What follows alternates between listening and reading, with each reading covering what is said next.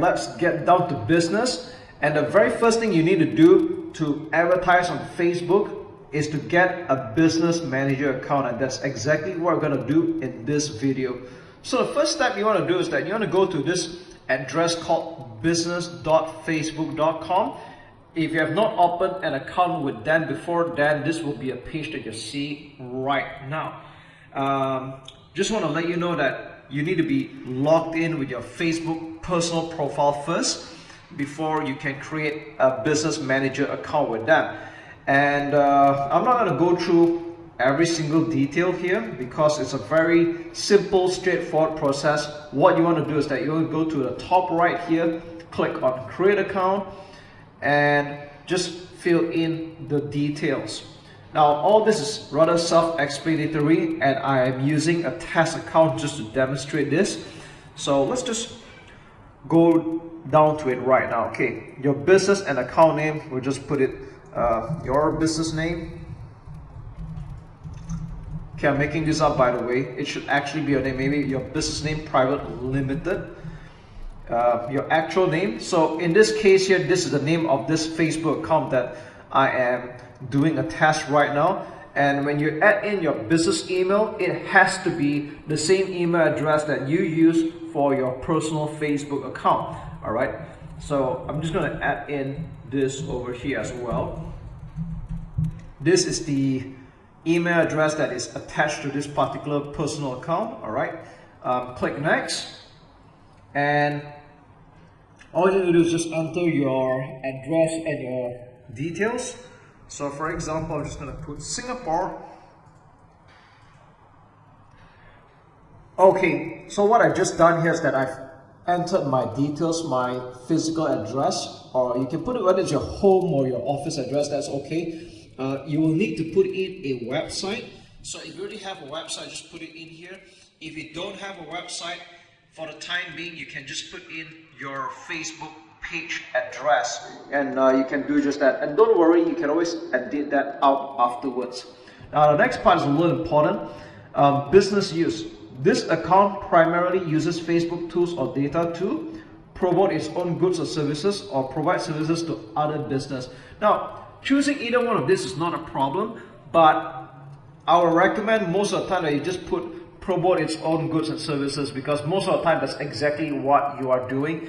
And if you plan to run Facebook ads for someone else later, for your clients, you can always change this afterwards down the line. So yeah, that's about it, right? Click on submit. It'll probably take several seconds to create your business manager account. And what's going to happen is that you will arrive at a page like this. So after this, every time you log into business.facebook.com, you will arrive at the business manager interface that looks something like this. So I already have an ad account created here. If you're seeing this for the first time, you should see absolutely nothing at all. It should be a very clean slate. And in the other videos, I'll show you how to create your ad account, how to add pages, and other configurations that you can do. So if you already reached this page, then congratulations, you have just opened your business manager account with Facebook. After creating a business manager account, the next step that you want to do is that you want to create your ad account. So I'm going to use one of my business accounts to demonstrate how to do it. And as a new beginner or as a new user, you're going to see absolutely nothing here at the moment, especially the ad account. It's not going to show anything at all. So let's get started, okay? We'll click on business settings on the left. And then we're going to hover down to accounts and add accounts. So again, if your account is brand new, you're going to see totally nothing here at all. And what you want to do is you want to click on the add button here and select create a new ad account. So a lot of people might intuitively select the first one, add an ad account. That's not what we're going for. We're going for the third one, create a new ad account. So at this point, you can give it any name you like. You can name it after your product, after your company, or after your brand. There's nothing wrong with that. So I'm just going to call it product name. Okay, and personally I would also like to add the currency that I'm going to advertise this account in. So I'm just going to put US dollars here, okay, or USD in short. Time zone, it auto detects to your current time zone. So assuming that you are living in the United States, you're going to put in your time zone. So I'm just going to go with Eastern time, okay, GMT -5. All right, I think that should be Eastern time around here. Okay, there we go. All right, and currency, you can put in USD or US dollars. Now, there's no right or wrong here. You can put it in whichever currency that you're comfortable with. It could be Sing dollars, it could be pounds, Australian dollars. It's totally up to you. There's no advantage whatsoever. So once we're done, we're going to click on next. And you're going to be asked a rather familiar question. This ad account will be used for your own business, or is it going to be used for other people?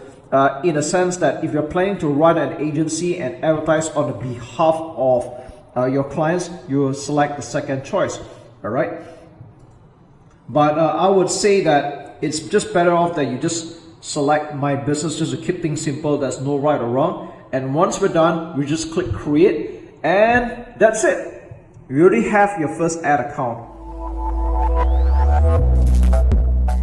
After creating your business manager account and creating your ad account, the next step that we're going to do is that we're going to add a payment method. So to do just that, in the business settings, you will scroll down to payments and you'll arrive at a page like this. And you're going to click on add payment method, and this is where you will add in your credit or debit card. Now, I'm not going to actually put in my own details, but just want to give you a couple of heads up based on my personal experience is that when you add your credit card or debit card for that matter, you might get a small little charge of an equivalent of $1. And that's just Facebook's way of validating and verifying your credit card. So you might get an SMS notification or an email notification about it, depending on your arrangement with your credit card company. But not to worry, that this amount is refundable to you within the next few working days. So it's just an equivalent of $1 to verify and validate your card. And on a more personal note, if you don't have a credit card, yes, you can add in a debit card, but for security reasons, I would still encourage that you get a credit card eventually, because with a debit card, if anything happens to your account, as in hacking attempts or fraud, you can't really dispute that, and you can't fight off the charges unless you deliberately use a virtual credit card or a bank account with not a lot of savings inside. That might be okay. All right, but most of the time I still recommend that you use a credit card, or at the very least a virtual credit card. Okay, so once you add this in, you will click and continue, and you're done. All right,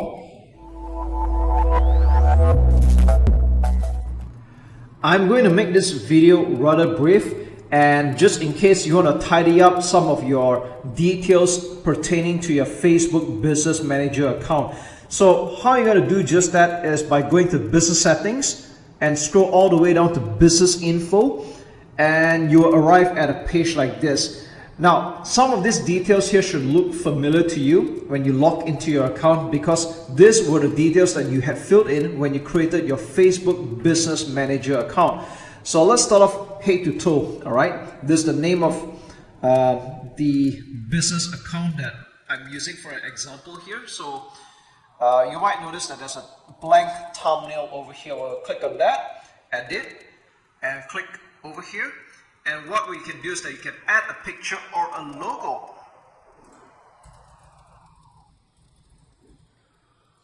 And I'm just using this as an example. All right, let's just say I want to use this as a logo. I'll click submit, and there we go. All right, I'm just using this as an example. If you want to edit any of the details here, such as the legal name, the address, phone number, website, tax ID, you can just click on edit and make the changes here. Another thing of interest here is that you click on notifications. This is on the left here. And if you want to just control the noise that you're receiving, whether it's from push notifications or email, whenever there's an activity going on in your business account. But truth to be told, as you run Facebook ad campaigns, you don't really need to know every single thing there is. So you want to probably consider minimizing the noise or the amount of emails that you receive as an update, like from every actions that you do. So what you can do is that you can choose to turn on or turn off any of the push notifications or email for anything here. So personally, right, I'll still leave all of this turned on because this is already important information. Marketing updates, personally, I turn everything off, and that's exactly what I just did here. Partner program updates, I think this is not important as well. I just turn everything off. Pages, this is up to you. Normally, I would just like to get a push notification. So what push notification means that every time you get a notification at the top right with a red icon, that's what push notification is. I don't really need an email notification every time someone likes or even like leaves a comment. I think that's not important, so I'm going to turn that off. Ad accounts, this is totally up to you. You can have both of this on. But as you run more ad accounts, it might get a little bit noisy. You might want to consider turning off the email notification. WhatsApp, I do not use WhatsApp accounts, so I'm going to turn this off. If you do, you can leave it on. I don't do e-commerce in my case, so I'm going to turn off catalogs. Pixels, I think this is we're just going to turn off the email notification. And as for apps, if you're going to run any conversions or campaigns about apps, then you can leave this on. Otherwise, you can turn this off. So yeah, this will just help you minimize your noise and clutter a little bit more. And now, this is not exactly an important thing to do, but I think it just helps you minimize the noise and keep your business manager account rather tidy. Okay, so at this point, let's just do a quick recap. You had already created your business manager account, and that's why we're seeing this. We had already created your ad account, and that's why we're seeing this as well. And you might have also added your payment method and done some slight configurations and tidying up of your business manager details. Now, before we can confidently and actually start advertising on Facebook, there's still one more thing that we need to do, and that's to use a Facebook page. So right now at this point, you don't have any just yet, and what we're going to do is we're going to start creating or add an existing page that you might have. So to do that, we'll go to business settings. And as you can see here in this account, if it's brand new like what you're doing right now, you're not going to have any pages. So we're going to click on add, and we have three choices here. The first choice is to add a page that you already have. So if you had already created a Facebook page before, what we're going to do is we're going to actually just simply add it. All right, and you type in the name of your Facebook page. So I'm just using this as an example, by the way. So let's just say this is a page that we have owned. We'll just click on add page, and you wouldn't have any problems whatsoever adding this. As long as you are the original admin of this page, then it will be added by default.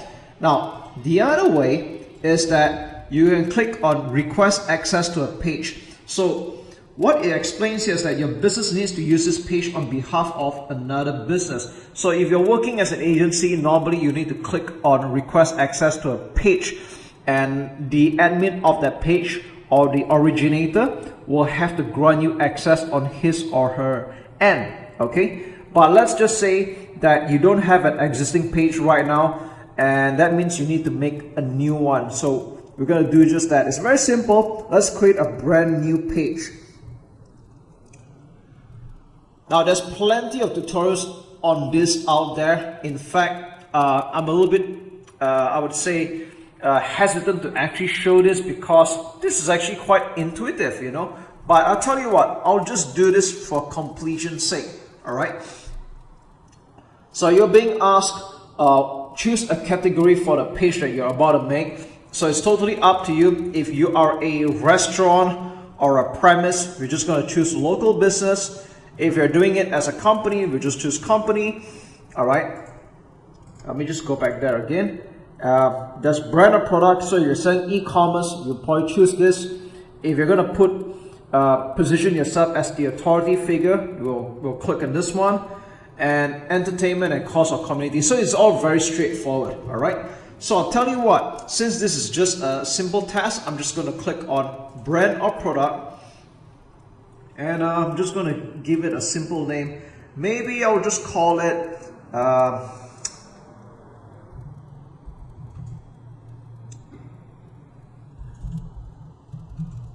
Alright, so I'm just making this up, by the way, it's not a real thing. Alright, BMW Motorworks, and I'm going to just choose a category for this one. You just choose the right category.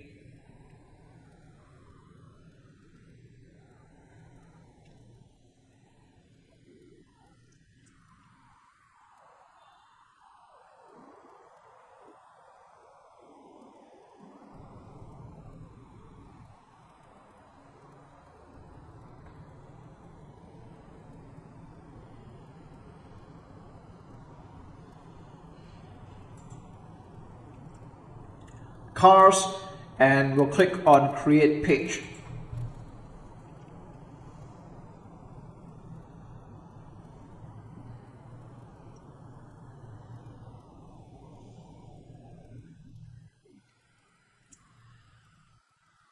So here we are right now. We have just created an empty Facebook page, and at this point, to be very frank, you don't have to overthink this part. If you don't have to basically use this page forever, if you don't like using this page, you can either change the name or just create another one, because it's just that simple.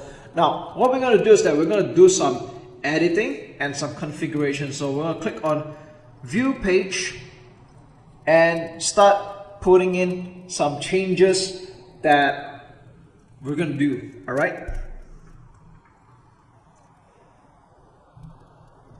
So at this point, we can click on the page here.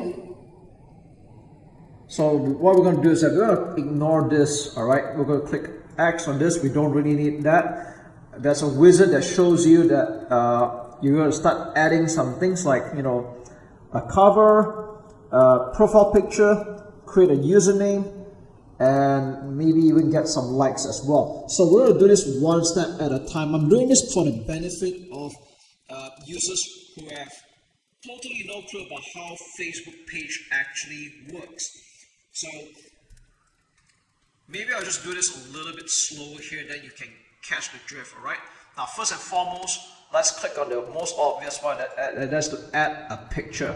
All right. You can put in any picture you want, and for the fun of it, I'm just going to find a picture from Google. Let's just go to call it BMW. All right, BMW. Okay. All right. Maybe I'll just go with this nice picture. Okay, I'm going to save that into the desktop. All right. And then I'm going to click on update, upload photo.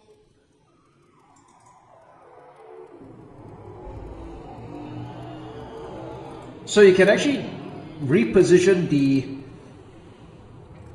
picture however you see fit. You can even scale it closer, zoom in or zoom out, but I think this is good enough. We're just going to leave it be. Like I said, this is just a test page, right? When you actually create this for yourself, you probably want to do it a little bit more seriously.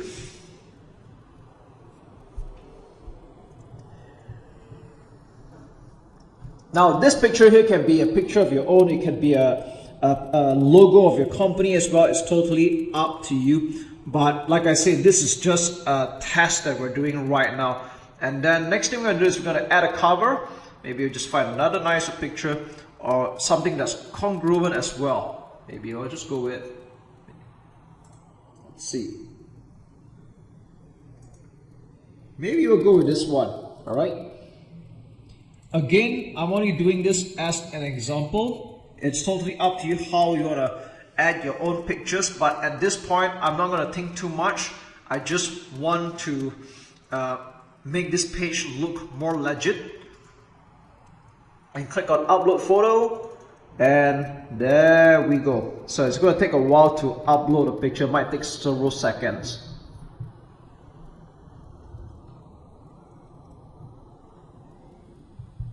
Okay, there we go. You can actually drag and reposition it, but I think this looks good already. We click on save.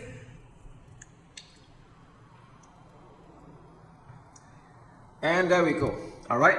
So you can see there's already a little bit of personalization going on already. I normally like to click X on the reminders at the top. They normally show that to you when your page is very new, but we don't need that. Okay. Because one of the big, I won't say big mistake, but a mistake that I see sometimes happen is that some people advertise their Facebook page with no logo, no nothing. It just doesn't build any trust whatsoever. And like I said, it doesn't have to be this picture forever. You can always change the pictures later on, and to a small extent you can even change the name as long as it doesn't deviate from its original intention. Like for example, BMW Motorworks, you can't actually rename it to maybe Audi or something like that, because Facebook just won't allow that, right? But what we're going to do now is that we will click on username, and we can give it a username that we want. So in this case, I'm just going to call it BMW Motorworks. Let's see if this exists yet. All right. Okay, so I'm not eligible to create a username, so maybe let's just try adding a dot over here. Does it work? Okay, not. All right. So you can just come up with any name that you like until it actually works, right?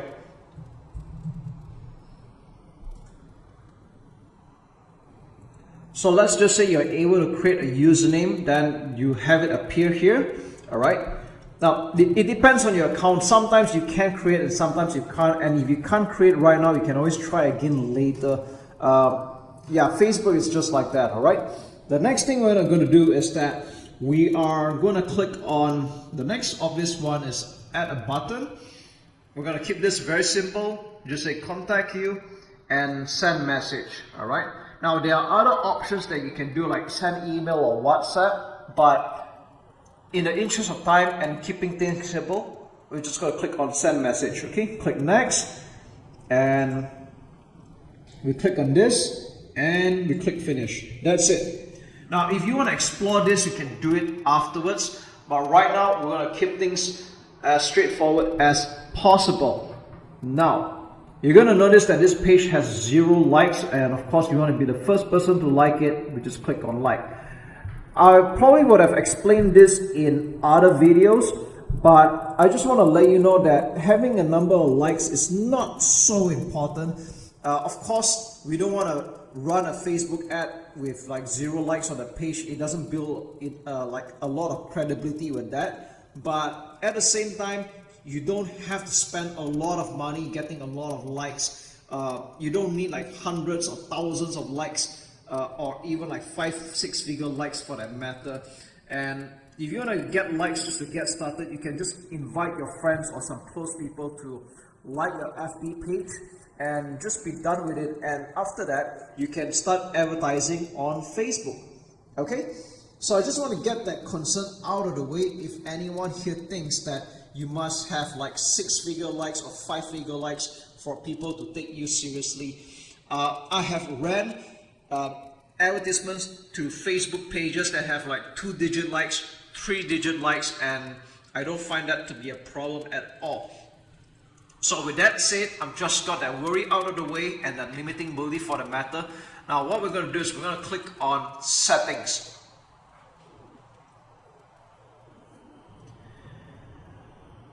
So I'm just going to go through everything here for completion's sake. So let's start with general. Okay, shortcuts, page visibility. Yeah, we can leave all this alone. Post and story sharing, by default this is on. If you're planning to share Facebook page stories, you can leave it alone. But let's just say you don't plan to do that. We can click on disable. Okay. Messages, people can contact me privately. Okay, we're going to leave that alone. We'll leave all this alone here. In fact, all this is pretty much fine. Okay, the next part we're going to take a look at is profanity filter. Now, I would say it's better I recommend that you leave it to medium if you don't want this kind of like people potentially leaving this kind of like vulgar language in a comment section whatsoever. Just put medium. Click save changes. Next thing we're going to take a look at is, alright, all this is pretty much good to go. Okay, so as you can see, in terms of general settings, there's not a lot for you to do. Let's go to page info. And this is where you're going to enter your details for your FB page. So the more detail is, the better it is. So I'm going to add a simple description here. I'm just going to call it German engineering at its finest and all things BMW. Okay, I'm just being very straightforward with that one. Of course, it is better that you write a proper description. So for example, I'm just going to pretend that this is a BMW accessory Facebook page. So we share all the latest gadgets, accessories,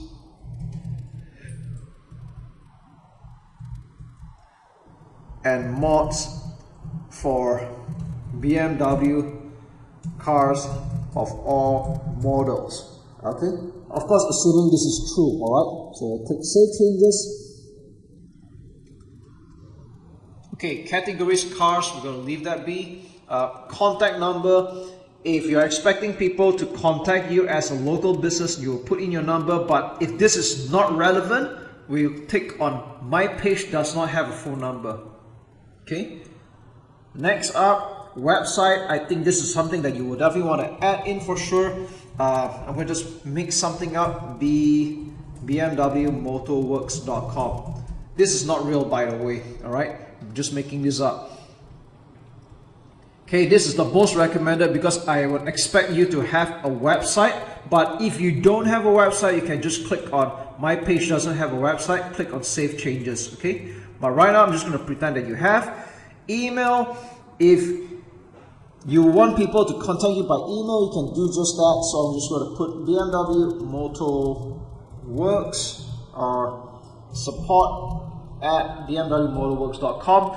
Assuming again this is your email address, I'm just making this up. If you don't want to put it in here, again, you just click on my page. My page doesn't have an email, and then we're done. Okay, we click on save changes, and that's it. All right. Now address. If you have a premise, then you will put an address here. If you don't, you just untick this, and that's it. All right. Customers visit my business at my street address. Okay. Yeah, we can just leave this alone. All right. If you don't have an address, don't put it here. If you do, then you will. All right. Service area, again, if you are having a premise, then you'll put it here. But if you don't, that's okay. Now, the hours, I'm not going to think too much about it. Again, if you're running an office or a restaurant or something like that, then you will put in your hours. If you're running a virtual business where you're open 24/7, then you can just put always open. All right? It doesn't make sense for you to click on permanently closed, by the way, unless you're really, really out of business. But that's not what we're here for, right? Always open. And yeah, that's pretty much all there is to it. Now, the rest of these details here are fluff, in my opinion. If you have a privacy policy page, you can just put it here for completion's sake. But frankly speaking, you can just leave all of this alone. Next. Let's go to messaging. Now, I'm not going to talk about this a lot here. I might cover this next time, but this is not so important that even personally, I do not configure this. Okay, maybe as your business grows, as more people contact you on Facebook, then you can actually come here and set up your auto response message for people that contact you, and you can set up a simple message that says I'll get back to you, or I've got your message. I'll be talking to you very soon. All right, very simple. Templates and tabs. All right, we're going to do something over here.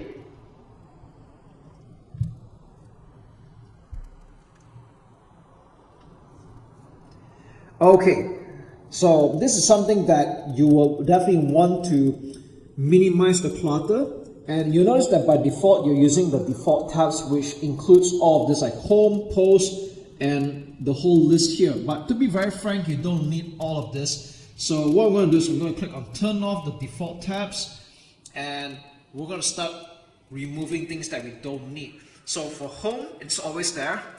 Post, yep, you definitely need that. That's how people are going to see your page. Events, now this is not necessary unless you are running an events company or you're planning to run Facebook events. That's okay. But if you're not going to do that, just click off and save. So we have videos. All right, this is integral. This is important. Photos is important. About is important. Community is important as well. And groups, yeah, you don't really need this. So we're going to click off and save.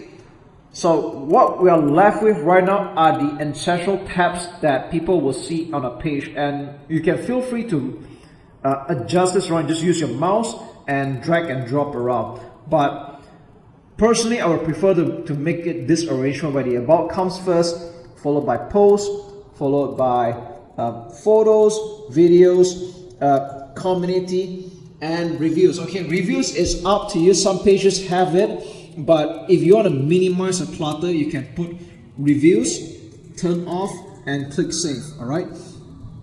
Now that's just me in making this as clutter free as possible. But if you're expecting customers to leave reviews, which could be a very good thing, by the way, it boosts up your social proof, then you can leave that on. So with that said, if you want to start adding back those tabs, you can click on add a tab and select any of the tabs that's available in this list. All right, so yeah, that's really all there is to it for the tab section. And as far as the rest goes, you can pretty much leave all of this alone. It's not so important right now. Maybe one thing I'd just like to add is Instagram. If you already have an Instagram account that you would like to connect, so all you gotta do is just click on connect account, put in your username and password, log in, and you will be able to connect your Facebook page to your Instagram account. So that's something you can consider doing. And again, as for the rest, it's not so important. We can leave out the rest. So let's go back to page. And as you can see here, for a brand new page that was just done in the last several minutes, including me explaining to you, you can see it's actually very easy. It's not difficult at all. All right. And of course, to get things started, it's better that you put in some starting content so it doesn't look like a shallow, hollowed out page. I would recommend that you put in the first 3 to 4 posts. That you can put in more like an introduction. You can like share some of the things that you do, what kind of results you can bring for your clients or your customers, what are the products you're selling. You can just put in like 3 or 4 posts just to get things started out, all right? And the cool part is that right now with Facebook, you can even schedule your posts in advance for the next 6 months, in fact. Okay, you can share photos, you can share videos, or even written posts for that matter. And it's as simple as that. I'm not going to actually do that here because it's quite self-explanatory and it depends on your business. Okay, so that's really all there is to it as far as creating a Facebook page goes. You can see how simple that is and how intuitive that is as well. And I hope you do take note of some of the things that I highlight to you so that we can get started on a very good note and on the right foot before we advertise on Facebook. So there you go. Take care and talk to you again in the next video.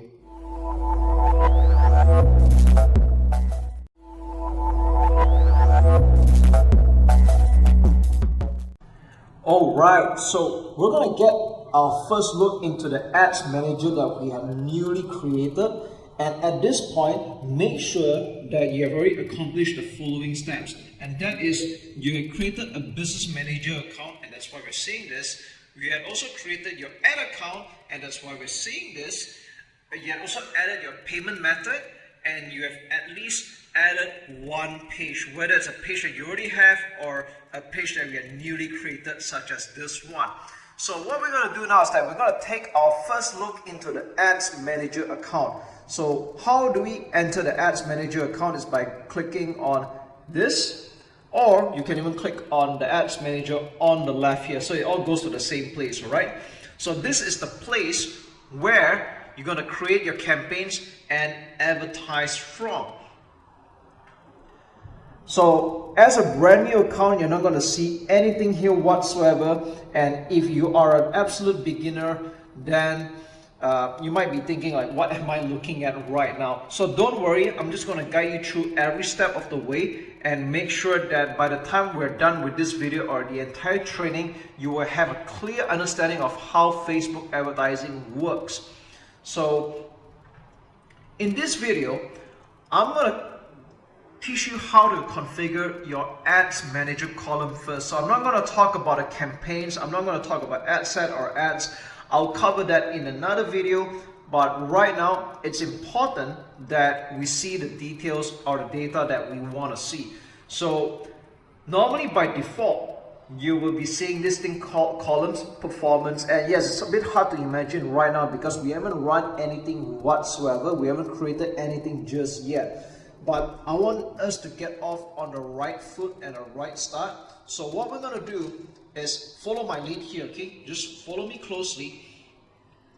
Click on columns performance, and you're going to see that there are many types of data that you can actually see. But we're not going to use any of this. We're going to do it things our way. All right? Click on customize columns. And okay, for absolute beginners, this might seem rather overwhelming. It might seem a little bit crazy. I remember when I did this the first time, I was overwhelmed as well. But follow me closely, all right? Follow me closely. Now, I'm doing this with the intention that we are going to be tracking the number of leads, but you can also use this to track like purchases or completed registration or any other things you want to see, all right? Right now, what we're going to do is that on the right column here, we're going to click X on every single item here. Okay, we're going to click X, which basically means it removes the column. And now we're just left with one column called the campaign name. Now this is the only thing that cannot be removed. So I'm going to share with you the metrics or the columns that I normally view. So follow me closely. The first thing we're going to have a look at is the ad set delivery. Okay, we'll click ad set delivery. Basically, this explains the status of the campaign. Is it in review? Is it rejected? Is it active? Is it completed? We will know. All right, so that's called ad set delivery. The next thing we're going to add is budget. All right, so you might notice that I'm typing the search up here because if you scroll all the way down, there's a lot of things to look at. And I'll be very frank, even I do not know every single item that is over here, but it just goes to show that you don't have to be an expert in everything on Facebook. You only need to know enough how it works and start getting results. So one quick way is to just go to search, type in the word budget. We'll select the first one, and there we go. So budget basically means how much are you allocating a day or in total for that ad set or campaign, which again, if you do not know what that means, it'll make sense later, okay? The next thing we're going to look at is amount spent. All right, amount spent. Now the difference between budget and amount spent is basically budget is how much are you going to set aside in a day. Amount spent is how much money have you spent so far, whether today, yesterday, or the last 7 days, or whichever time window you're going to put afterwards, all right? Not to worry again, all this will be explained to you in due time, all right? So that's the difference between budget and amount spent. The next thing we're going to look for is we're going to look at impressions. Okay, we will type in the word impressions. There's quite a few here. We'll select the first one, and then we're going to select the next one called CPM. So CPM stands for cost per 1,000 impression. So what does impression mean? Now, when someone scrolls down your Facebook newsfeed or Instagram for that matter, and they pass by your advertisement, now whether they are aware of it or not, that counts as one impression. And if someone scrolls by it the second time, that counts as 2 impressions, even though it might come from the same person.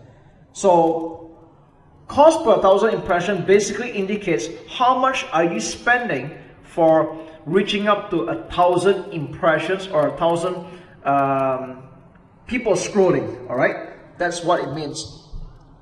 Now I want you to know that there's a difference between the word impression and the word reach. So reach is how many people is this advertisement reaching out to. All right, impressions on the other hand can mean that the same person can actually view your advertisement more than once. All right, so I'll give an example here. If you are getting 1,000 reach, it basically means that 1,000 people have at least seen your ad once. All right, impression on the other hand would mean that how many times has it been viewed. So it might actually be 500 people viewing the same advertisement twice. So 500 times 2 would mean 1,000 impressions. So I'm just using that as an example to illustrate the difference between reach and impression. Now, personally, I will not include reach here because I think that's not so important. I'm just going to leave it with impressions and cost per 1,000 impression. I'm also going to explain to you slowly that depending on which country or which audience you're targeting, typically if you are targeting countries such as the United States, European Union, United Kingdom, Australia, Canada, or countries that are considered as tier 1 countries, you'll be fortunate if you're getting $40 or below for cost per 1,000 impressions. So I'm just using this as a benchmark. On the other hand, if you're aiming for Asian countries or Southeast Asian countries, it is possible to get $10 or below for the CPM. All right.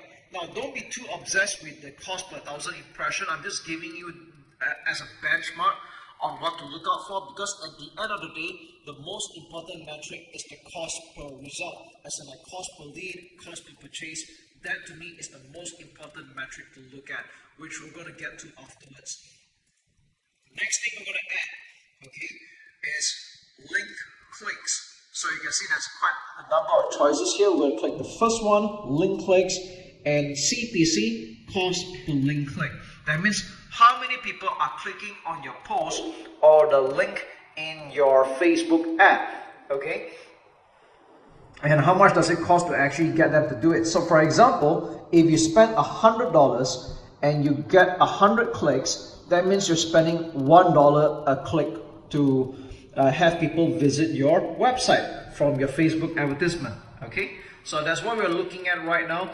And this is important to an extent, not so much about the cost per click, but more like sometimes when you're doing a split test, you want to make sure that enough people are clicking on your website to make a decision. So some people make the mistake of removing their advertisement a little bit too soon. They say it's not performing after quite some time, but they realize that not even 100 people have visited their website. So normally for me, when I do a split test, I want to make sure that at least 100 people have been to my website to determine the conversion rate, because it's a lot better to determine after at least 100 to 200 or even a few hundred people visit your website compared to someone who's like, you know, you've only got like 20-30 clicks and you decided that the campaign was a failure. Okay, so you don't want to be jumping to conclusions like that.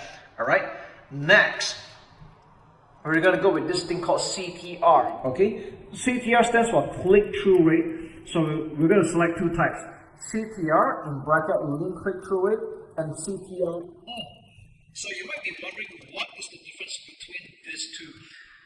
So click-through, or in bracket, link click-through rate is basically someone who has clicked on the link or the post in your Facebook ad. Okay, so normally I would like to aim for 1% and above. So if 1% and above, it means that people are clicking on your advertisement, people are noticing it. For every 100 cold audience, at least one person is clicking on the ad, and to me that's considered good. If you're doing a 1.5% to 2% and above, then you're doing rather phenomenal. Now, with that said, you might be wondering what's the difference between these two then? Like, what's CTR in bracket all? Like, how is that different? So, if you write long posts, or when someone clicks on like or comment, then that will contribute to the click-through here as well. So, you will normally find out that the CTR in bracket all would always be higher than the CTR in bracket link click-through rate. So as a rule of thumb, if I find that the CTR all is at least double the rate of CTR link click-through, then I think that's considered rather good. So for example, if I'm getting a 1% click-through rate, which is considered good, the higher the better, and the CTR all is like 2 to 3%, then I would consider this as a healthy advertisement. That means people are at least clicking on see more, they're clicking on to like, comment, whatsoever. Then we know that people are taking notice of the advertisement. Okay? So, now all these are fine and dandy, but like I said earlier, the most important thing is always the results.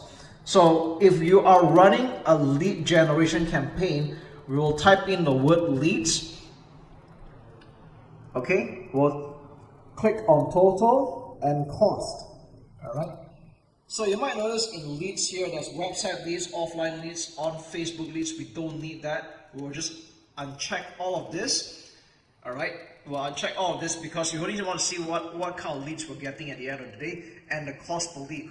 So if you're running a lead generation campaign, this will be the most important metric compared to the others. Alright, so for example, if you spend $100 and you got 50 leads, that means you're spending $2 a lead right now. Okay, it's as simple as that. So yes, that's really all there is to it. You can add any other metrics that you want to, but like I said, this is the symbols that I would like to keep, and I'll leave it at that. So what I'm going to do is I'm going to click on Save as Preset at the bottom left here, and let's just call it Lead Gen. Okay, and click on Apply. So every time we create a campaign, we'll view it based on the budget, amount spent, impressions, cost per 1,000 impression, link clicks, CPC, which means cost per link click, link click-through rate, CTR all, leads, and cost per lead. Okay, and as an added note, if you want to make sure that this is the default settings that you see every time you log into your ads manager, you will click on columns, click on set as default, and we're done.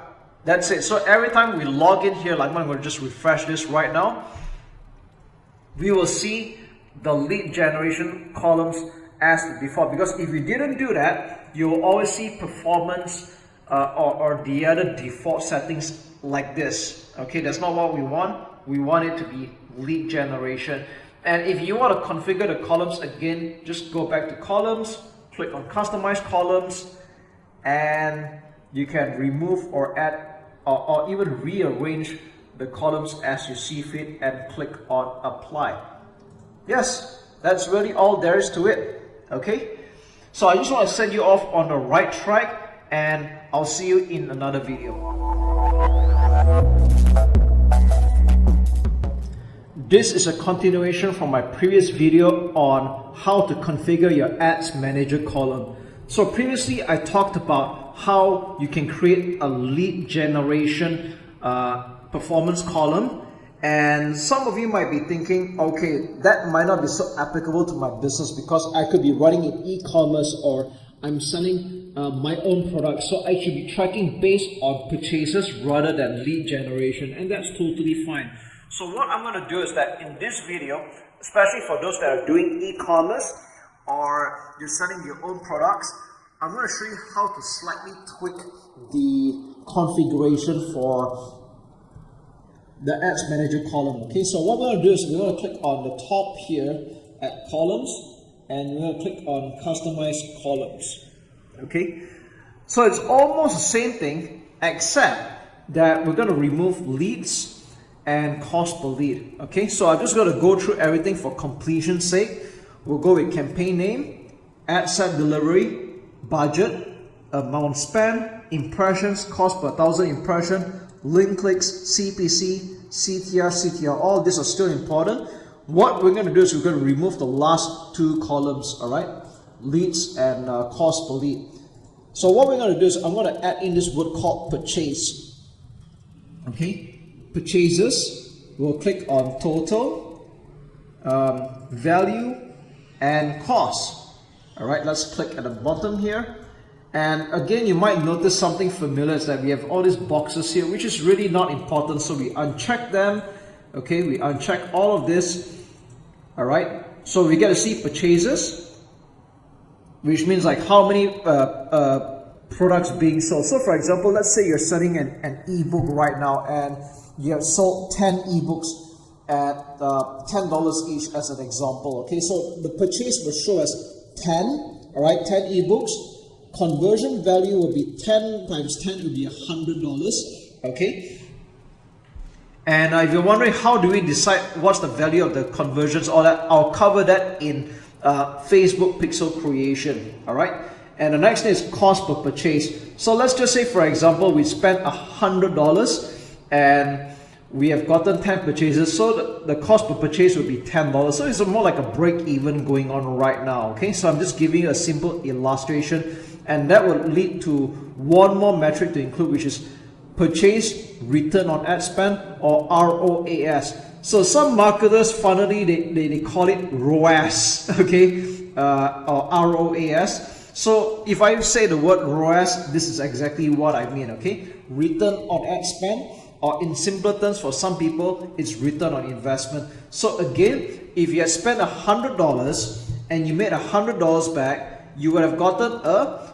1 ROAS. That means it's 1.0. All right. Now, let's just say that the books are $20. Okay, and we had spent $100. We had sold 10 copies times $20 is $200. So $200 divided by $100 in advertising spend, it will be ROAS of 2. That means we're getting a 2 times return on ad spend. Okay, so that's exactly how purchase works. So what you can do right now is we can click on save as preset, and let's just call it purchase.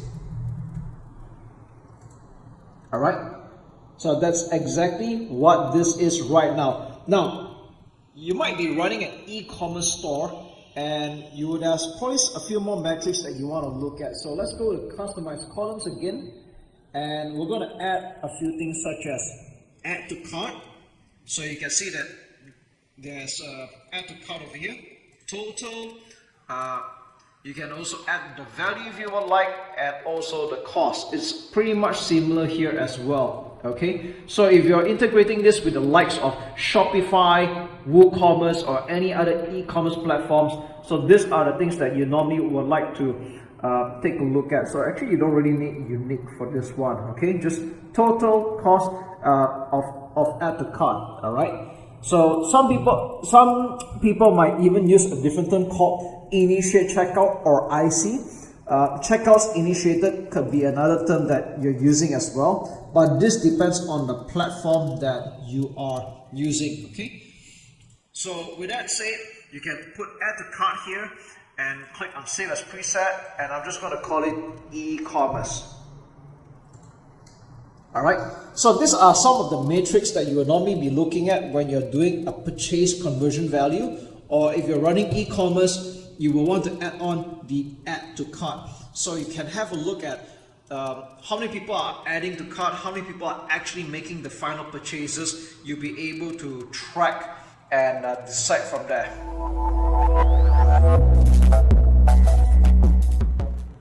In this video, I'm going to show you how you can create a Facebook pixel, and later we're going to install this piece of code and put it onto your website. And this is imperative because this is how Facebook is able to track the visitors and the data that's going on your website, and that would contribute to your conversions campaign. So for every action taken, whether it's a purchase, a sign up, or add to cart or anything like that, that is exactly how Facebook can track the data and send it back to your ads manager.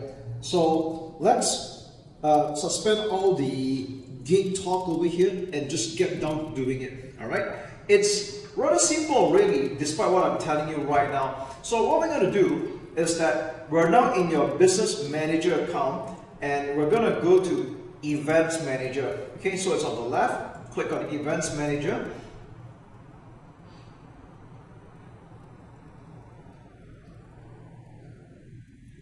Now, if you're seeing this for the first time, I'm using another account by the way, so it's rather a bit established somewhat.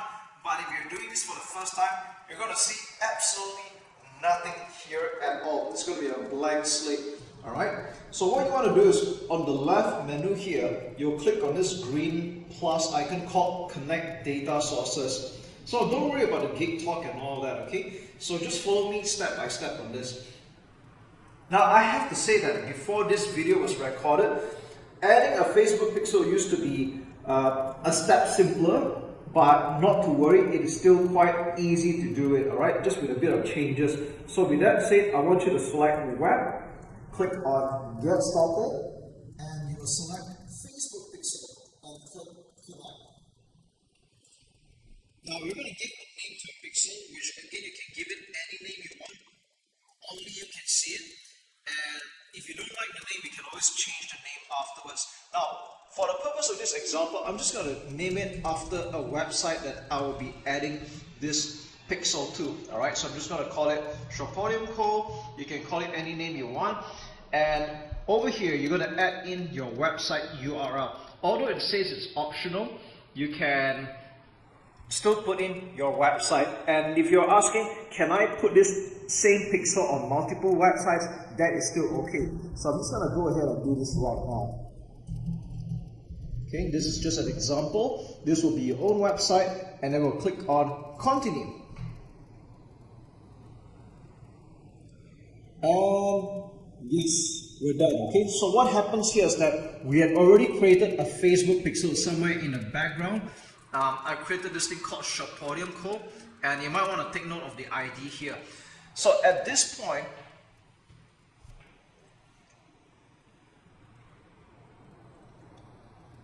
we're going to add the Facebook pixel to your website. Now, this is where it gets a little bit open-ended because this really depends on what kind of website you're using. So I'm going to use, for the purpose of example, WordPress. 1 in every 4 websites on the internet is using WordPress, so this is quite a common plugin. So if you're using WordPress, you will just click on this, okay? If there are any other integrations, let's just see what else there's available. We'll click on Select Another Integration, and there are other partner integrations you can choose from. So if you're using Shopify, which is a very popular e-commerce platform, you can also click on Shopify and also follow the steps.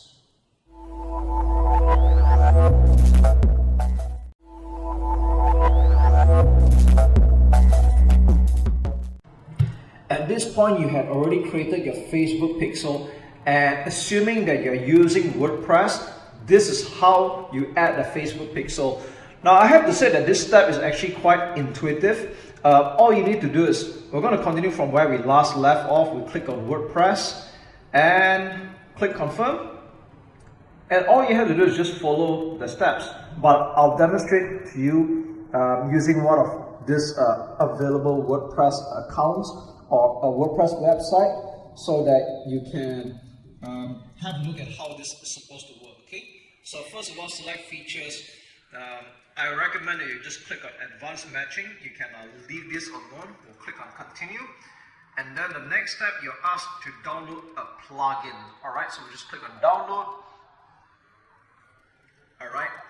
And then the next thing we're going to do is, now at this point here, it's like I said, it's rather intuitive. We're just going to follow the steps that is being shown here. Is a screenshot step. So what you need to do right now is to log into your WordPress website. And for this purpose, I had done exactly just that. Okay, so I've logged into my WordPress website. I go down to plugins. So let's see where else it's going, right? And then it says add new. Okay, and that's exactly what we're going to do. We're going to install the plugin. All right, so we go to plugins, we click on add new. Again, you have to be logged into your WordPress website. Okay, if you're using WordPress, this is exactly what you're going to do. We'll click on upload plugin, choose a file, and we'll select the zip file that we had just downloaded. Okay, and then we'll click on install now. This will take several seconds. And we are somewhat done. Okay, all we need to do is click on activate plugin, and yeah, that's it. Okay, the Facebook pixel has been installed. And if you want to be sure about it, there's this sort of like it's not really a warning, it's more like a heads up. Let's just click there for a while. Or if you want to go to settings, you can go to Facebook pixel, and you notice that your pixel ID number would already be here right away. So this also coincides with the ID number for this pixel. Okay, so it seems that we did the steps a little bit in advance. We're pretty much done already, and all we need to do is verify whether the pixel is working correctly. We'll put in the name of the website, which is shopodium.co. Let's click send test traffic, and what we're doing is that we're basically testing whether this works or not. All right, now this is a website that was just built rather quickly for the purpose of testing, so at least we know this works. And if you do it right, there'll be a green button here that says active. We'll click on continue, and yeah, we're actually already done.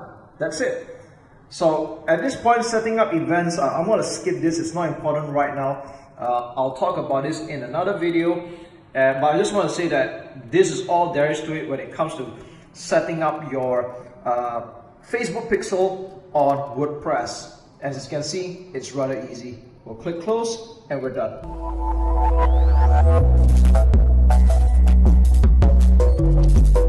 After installing your Facebook pixel, the next thing that we're going to do is that we're going to create an event code. And this is what we need exactly to track successful actions that's being taken on your website, such as how do we know people that are signing up to your website through your landing page and they end up on the thank you page. So we need to install an extra piece of code or another step over there. Now I have to admit that I kind of miss the old way of setting things up, because I would say that's a little bit more intuitive, but this is also just as easy to set up, just in a different way, and I'm going to show you how to do just that. Now at this point, be sure that you have your landing page and your thank you page ready to go. Then we can do this step. Okay, so if you haven't done that just yet, pause this video, make sure that your landing page and your thank you page are ready to go, and then I'm going to show you how to set up your lead event. Alright, okay, so let's get going. I'm going to just use one of my pixels here as an example to show you how to create an event code. Now, just ignore all these things that you're seeing here right now, because if you're looking at a brand new account, you're not going to see any activity, and that's irrelevant here. Okay, so we select the pixel that you're going to be using. So in your case, you probably just created one. We'll click on add events, and we're going to select this thing called from the pixel. Okay, so we're going to click on this blue button called open event setup 2. Now over here, we're going to put in the address of your thank you page. So that means when people sign up to your landing page, they enter their details into your autoresponder, you're going to redirect them to this page called the thank you page. So you will put in your address for the thank you page here. So in my case, I'm just going to put one of the examples here. Make sure that the page is already published and it already exists. Okay, click on Open Website.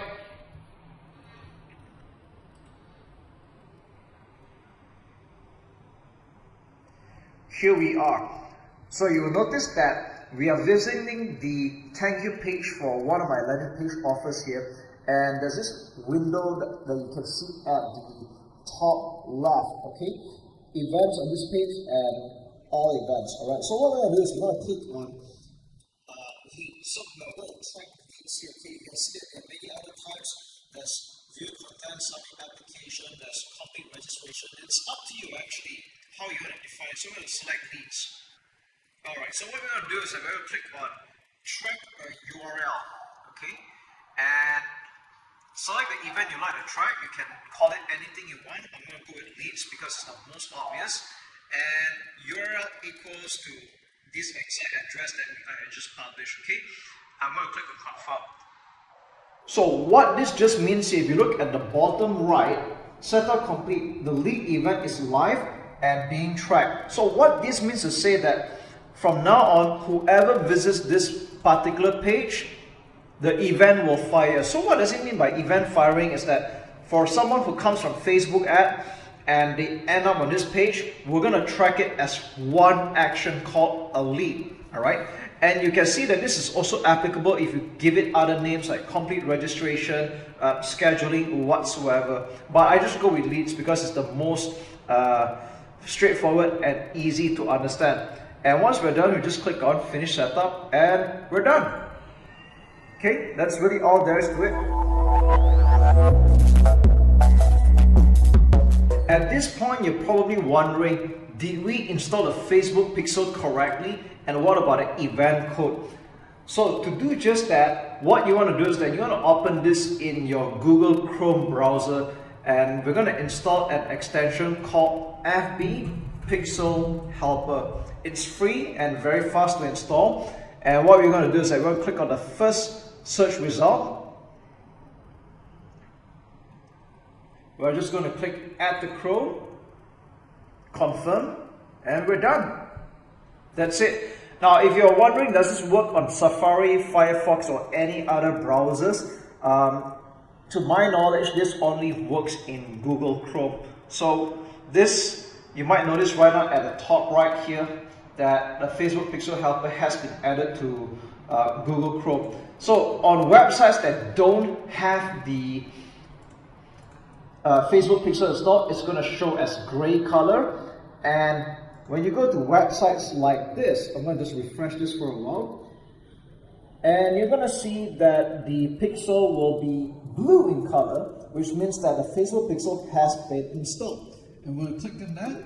And in this case, you see that there are a total of 4 pixels being added at this point. Now, of course, you don't have to add so many. I'm just showing you as an example of how the Facebook Pixel Helper works in showing, does the page actually have an FB Pixel installed, and is it installed correctly? So you'll notice that there's an action called lead, which means that whoever arrives here from a Facebook ad will be counted as one lead, okay? And you can call it any name you want, whether it's purchase, whether it's completed registration, initiate checkout, it's totally up to you, all right? It's just that in this particular example, I've installed a total of 4 Facebook pixels, but you can just install one and get going, all right?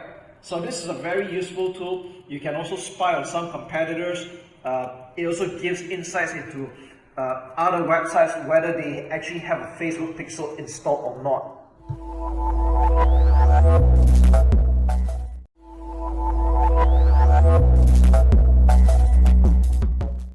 Before we dive into the Facebook Ads Manager, what we're going to do first is that we're going to come up with an ad creative. And some of you might be asking, why are we writing this on a notepad or a WordPad compared to, why don't we just write it straight away into the Ads Manager as we do along? Now, my simple explanation is that when you use the Facebook Ads Manager, you're going to find that some parts of it load rather slow, and when you backspace, you delete and make some editing, it's going to take you a couple of seconds for everything to load, so it might add up to the frustration.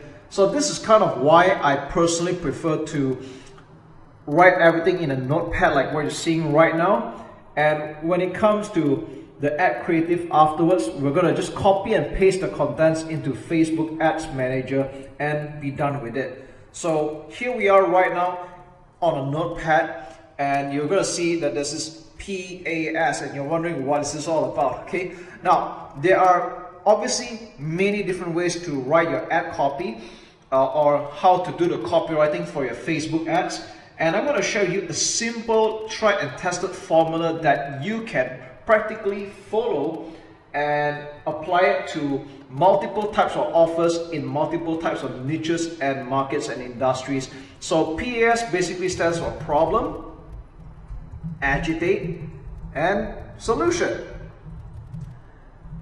Now, for all the purpose of example, we're going to do this for a PDF book on social media marketing. Okay, we're going to give away an ebook on social media marketing. All right, we'll just keep it simple. And again, you can pretty much imagine this for your product or any other product that you would like to promote. But right now, our offer here is that we're going to give away a PDF book on social media marketing. Now, the novice would practically just talk straight away about the book, and while there's absolutely nothing wrong with that, you want to attract people that would gravitate towards your message, and the best way to do is we're going to qualify them, right? We'll talk about a problem. Now, here's the thing, I'm just going to give you a heads up and a warning as well. This is a mistake that a lot of people do. They normally like to open up with a question, okay? And you might be thinking, hey, what's wrong with that, okay? So people might open up with something along the lines of, are you struggling with getting new leads and sales, okay, from social media? So you might be thinking right now, isn't this a very good opener? Isn't this what you typically see in a landing page or a sales page for that matter? And yes, there's nothing wrong with putting this on a sales page or a landing page. That's because they are called direct response copy. But when it comes to social media marketing, when it comes to Facebook ads, most of the time your advertisement is going to be shown to a stone cold audience, people that have not heard of you before. And the myth about Facebook ads is that it is not laser targeted, it is only roughly targeted. In other words, Facebook is showing your advertisement to people that it thinks, okay, that's a keyword here, that it thinks are interested in it. All right. Now, what if people that are reading this right now and say, hey, I don't have a business, or I'm employed right now, or this has got nothing to do with me. So you can see that this is not going to rhyme with a lot of people, and you don't want to be direct about it. And it gets even more extreme in some cases and sensitive. Like, for example, are you a Christian? Okay, or okay, are you fat? All right, okay, I'm just putting that as an example. I know it sounds kind of insulting, but guess what? These are the traditional mistakes that a lot of advertisers are doing right now without realizing. So the thing here is that you do not want to open with a very direct question like this, because again, your advertisement is going out to people that have not heard of you before, and we're not even sure whether they are the right people for seeing this. Again, Facebook is serving your advertisement to people that it thinks is interested in it, okay? And that might not be true. So you don't want to be writing this kind of words. Instead, you should be rephrasing it to a third party or indirect point of view. So I'm going to rephrase this one in particular right now. Instead of saying, are you struggling with getting new leads and sales from social media? We're going to put something a bit more neutral and say, thousands of business owners struggle with finding new leads and sales every day. So I basically turn this into a third party statement, and guess what? If people cannot relate to this, that's still fine. And for anyone that can relate to this, they'll keep on reading. Okay, so this is an example of how we talk about a problem. Okay, I'm not sure whether it's really thousands, it could be millions of business owners, but I'm just making this up right now. Okay, now for example, you're targeting something a bit more niche. Let's say your offer is only for people of Christians, all right, of Christian religious belief. Okay, and we know that we do not know what kind of religion that your audience are practicing right now, but let's say you really are targeting only the Christians. So what you can say is that at maybe XYZ cell group, we help Christian youths to so on. Okay, so this is how you get around this kind of like tricky, maybe slightly sensitive markets, but at the same time you know that you want to talk to this audience and you don't want to offend anybody. All right, and the next one, I know this happens a lot in the health market. You don't want to be using words like fat and even words like weight loss. Is a no-no on Facebook. Okay, I'm not going to get into the exhaustive list of words that you can and cannot use, but I think it's safe to say that you want to be indirect. Okay, and the best way to be indirect about it is to talk about a statement like this: thousands of business owners struggle with finding new leads. We have helped Christian youths to empower and so on. And maybe this one we can talk about in the last 5 years, I have personally coached and helped individuals of all shapes and sizes to transform their dream body. There we go. All right.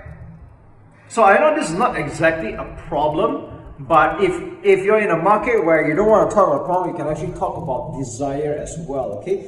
But the reason why I recommend that you go with talking about a problem most of the time, because like it or not, most people always make a buying decision to get away from the problem that they're stuck with or they're just very fed up versus buying into a desire. So that's just how marketing psychology really is. But if you want to open with a desire, that's totally okay as well. I'm just saying that most people usually gravitate towards a problem and they're more interested in buying out of a problem than buying into a desire. Okay, so with that said, any of this still works, and I'm just going to move on with the next part. Okay, agitate. Now another traditional mistake that a lot of advertisers do is that they don't really drive the knife here or drill into the pain that people are experiencing. So agitate is more like a consequence of, because of that. Okay, so normally you want to do like because of that, as a result. Okay, so what is costing people for not solving that problem? So let's take this example right now. Thousands of business owners struggle with finding new leads and sales every day. Now that is a problem, okay? But if you just stop here, they're not going to really feel it. You want them to feel what is costing them for not getting the new leads and sales, okay? What price are they paying right now? So I'm going to just add here, because of that,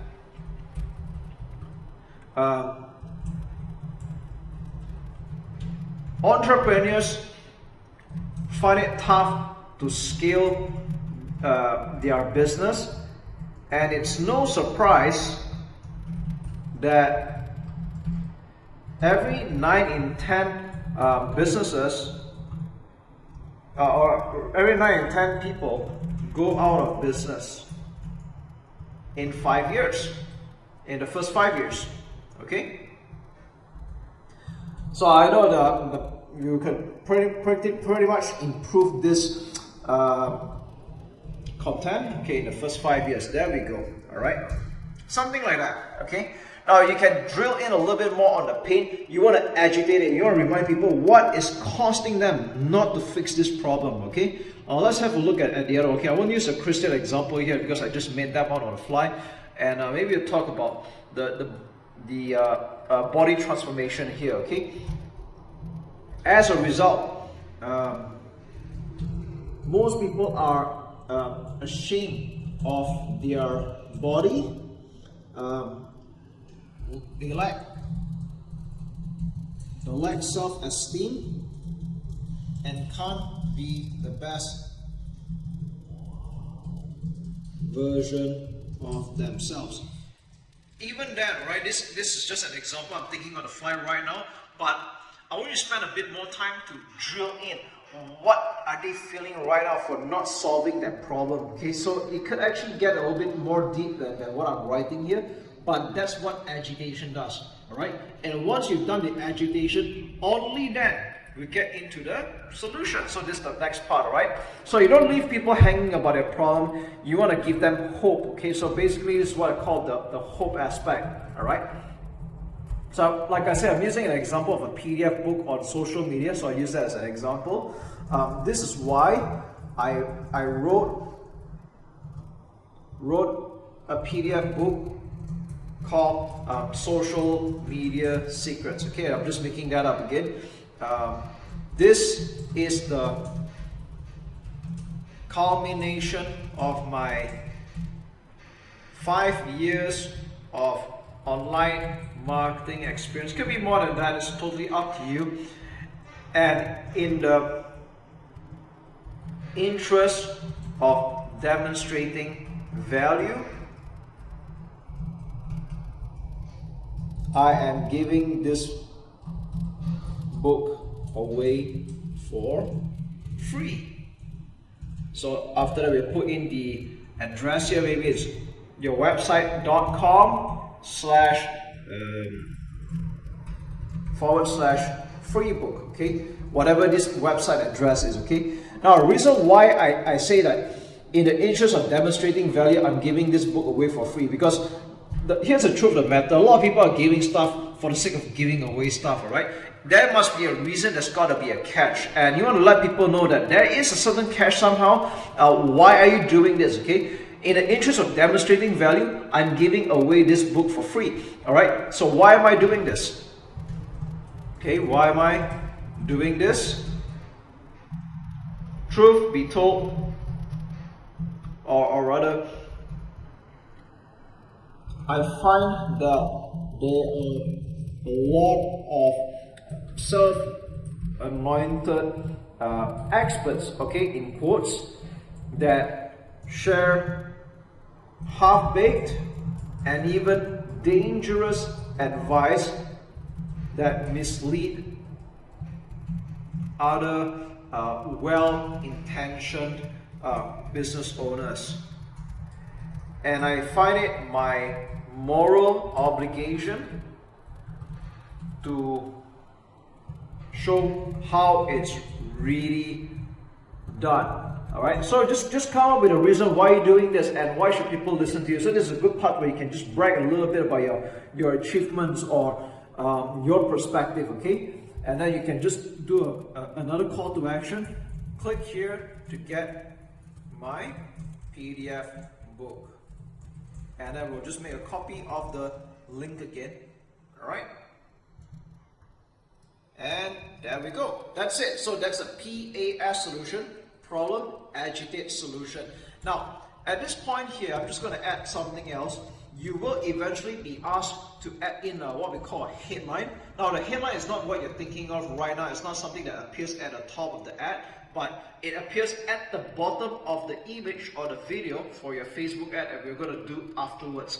So we're just going to call it something more straightforward. We're just going to call it free PDF book, social media secrets. There we go. All right. And you're also going to be asked to add a description afterwards. This is optional, but this is the part where I would like to make a reminder or a call to action. Click on this post to claim your free download. Okay? And just one more thing I would like to add is that you can add emojis if you would like to. It's quite simple. All you need to do is just go to Google, search this thing called emoji keyboard, and you can click practically any of this top results here. And yep, we can choose anyone that you want. There's a library of emojis you can choose from, or the fastest way is you just type search. Maybe I just type the word book inside, and I'll take the book cover, and I'm just going to paste it here. Copy and paste. All right. And again, we're going to copy and paste this entire thing afterwards into the what I call the Facebook Ads Manager in another exercise or in another video. Okay, so I'm just going to reduce this right now. And as a rule of thumb, when you're writing all this, let me just add a few more footnotes before I end this video. First and foremost, I would recommend that you use 10 emojis or less. No, you don't have to use all of it. You can put in a little bit. But I recommend that you put a maximum of 10 and no more than that, because anything more than that, your Facebook ad will look rather spammy.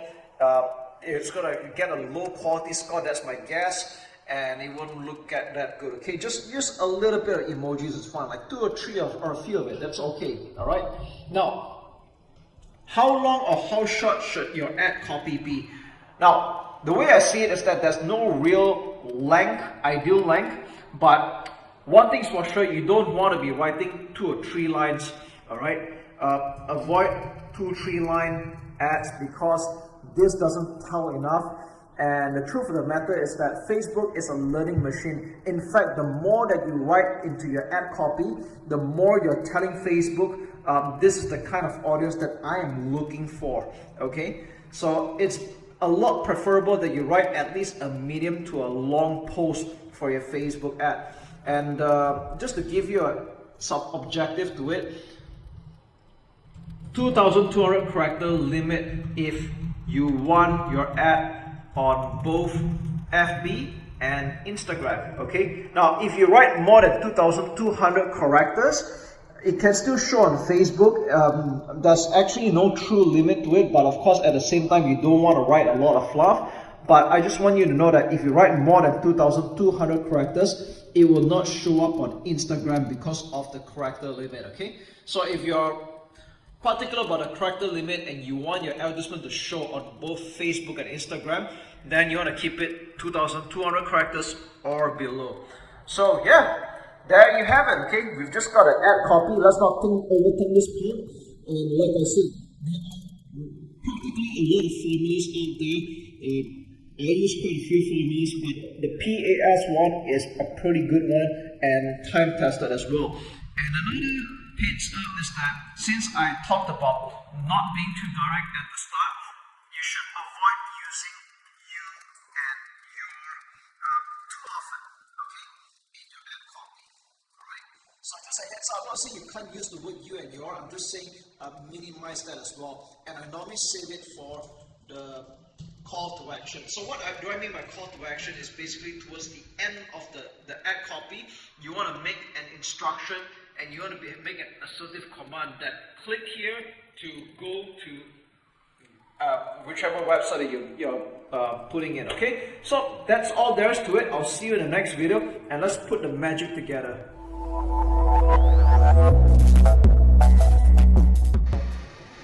This is the highlight of this entire Facebook advertising training. All the setup that we have done so far is leading up to this point. Now, if I were to sum up Facebook advertising, it's always in these 3 steps: campaign, ad sets, and ads. Now, before I get started, I just want to give you a heads up on what these 3 tabs or these 3 steps represent, okay? In campaigns, we talk about the objective, which we're going to do afterwards. It's rather simple. I'm going to give you something that's very straightforward. And then when it comes to ad sets, this is basically where you set up your targeting, which country you want to advertise to, what kind of detailed interest, what kind of audience, age group, gender, and so on, okay? And third, last but not least, will be your ad creatives. And this is where you're going to be putting in your ad copy, which we have discussed on how to do it in another video. Where your images are, where your videos are, okay? Now, this video might take quite a bit of time, but it's going to be well worthwhile. So I want you to follow me every step of the way and pay close attention. I don't want you to do anything else, just follow what I have to do here. And after this, you have a lot of time to do your own setup, your own Facebook advertising, campaign creation, and so on.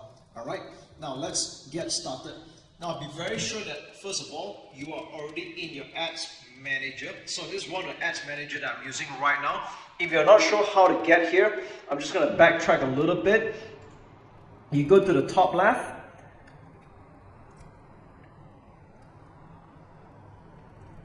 And in your business manager, you can either click on the ad account here or the ads manager link over here as well. All right, so they both go to the same place. Let's click on it and you will arrive in your ads manager. And this is where we're going to be creating your advertisement. Okay, we're going to make the first one. And at this point, I had already stand by a test Facebook ad copy with a test image to show you how this is done. Now, for all intents and purposes, we're going to do a conversions campaign, and we're going to do this with the intention of generating leads. Now, if you're going to be doing this because you want to get purchases and all that, it's still the same thing, okay? It's the same mindset, the same setup, all right? Now, what we're going to do is we're going to click on create, and we're going to do the first step, campaigns. If you had already set up your Facebook pixel and you had already added the event codes and the Facebook pixel code to your web pages, then you can do this, all right? Now, I know some of you might be thinking right now, what about the rest of these options like brand awareness, reach? Doesn't traffic make more sense? Are we doing lead generation? Should we be clicking on this? Well, I want you to ignore everything else and just follow me, okay? I know I've said that like a couple of times already, and I might remind you every now and then. It's because discipline is of the utmost importance right now. It's very tempting to click anywhere else. I don't want you to do that, because if you do that, you're going to be making quite some costly financial mistakes. So please don't do that, okay? Pay close attention to what I'm doing here. Follow this to the letter, okay? Now click on conversions, and I just want to tell you up front that when I do campaign objective, I would say like 90 to even 100% of the time, I do conversion campaigns for my ad accounts. I rarely choose any others. And if you're wondering why I don't want to do this, or what do all these other campaign objectives represent, I'll explain that in another video. So right now, do first, understand later. Got me? Beautiful. All right, so I'm going to choose conversions, and we're going to click this pull down menu here, and we're going to give it a name. All right, so in this case of this example here, I'm going to be giving away a free PDF ebook, so I'm just going to call it PDF book, okay, or conversions PDF book. So I normally like to name the campaign objective here, so it's quite straightforward, so I'm going to call it conversions. The next thing we're going to do is ad set and ad now. This is a bit too early to set up right now, okay? I'm just going to click on skip ad set, because this is quite a setup in its own. You have to be thorough about it. There's no point giving it a name right now. Let's skip this part, click on continue. And we're now reviewing our setups for the campaign, okay? We're still on the first step called campaign. We haven't gone to the second step yet. So we're just going to confirm the campaign name. Yes, this is the name of the campaign. You can change the name later. We can pretty much ignore all of this right now. Ignore all of this. And you might be asked campaign budget optimization, or CBO. Now, this is something that should be covered only in an advanced level, but for beginners, I would recommend that you turn this off. In fact, when I advertise for the first time for any new campaigns, I do not use campaign budget optimization or CBO. Again, if you're wondering what this is all about, I don't think it's time for you to worry about that just yet. It's a little bit too early, and no worry, you can still get results with or without CBO. This is something that's reserved only on a higher level, or as you spend more money with Facebook ads, or as you get more advanced, then you can get into CBO, okay? But right now, just ignore it. And what I want to say is that as far as campaign setup goes, it's actually very easy. You can pretty much leave all of this alone and make sure that campaign budget optimization is turned off. And we're going to click publish.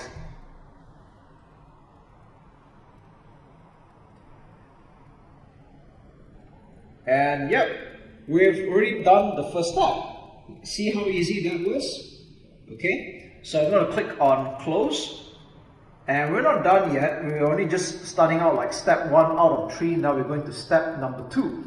So now it's quite easy to see this right now because this is the only campaign that we have at the moment, and we haven't set up anything else yet. Okay, so as you start creating more campaigns, it might get a little bit more cluttered. So what you want to get a habit is you're going to click on this, tick this box, so that you see every ad set or advertisement that's related to this campaign. So I want to move on to the next part, which is ad set. Okay, so we are now on step 2, and in step 2 we have not created any targeting just yet. Okay, so we'll click on create, and we're going to give it a name. Okay, so now I'm normally quite reluctant to give it a name at this point because we haven't set up anything just yet, so I'm just going to call it a test at the moment. Okay, so I know this might sound a bit weird, just bear with me. We'll call it test right now because I just want to create the ad set here. Okay, now there was a previous setup, and I just want to let you know that as of the time of this video, this is the newest interface. Some older Facebook accounts might see an older interface where some things might look a little bit different, but rest assured that it's just a cosmetic thing. The features are pretty much the same. Okay, so right now we're on step 2, and that is creating the ad set. So I've just given it a name called test, but again, I do not want you to use this name. We're going to visit this later, okay? And I have a good reason for that. Now, what's going to happen here is that I'm going to go through every step of the way in creating your ad set. Now, creating a campaign was dead easy, and you just saw that. That was done in practically a couple of clicks. And if I were not explaining it to you, it would have been done in just mere seconds. Now, ad set might take a bit of time, especially if you are an absolute beginner. I remember when I did this the first time, I was so new to it that I didn't know what I was doing, so just bear with it. But with that said, it's something that you will make it second nature eventually as you start running more Facebook ads. Okay, now you might notice something on the right hand side here. That's the audience definition with a potential reach, and there's a speedometer here of sorts.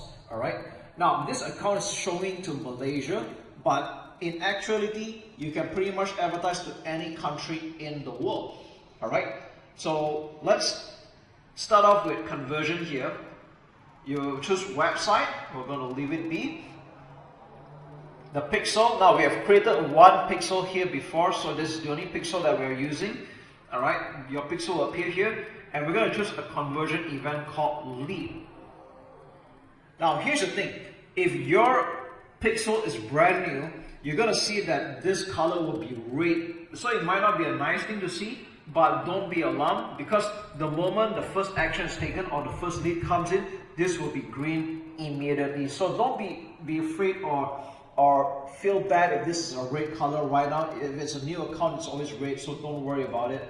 In fact, let me just take a look. You see, like, I don't use any of these actions at all. Let's say if I try add to cart, okay, it's still red.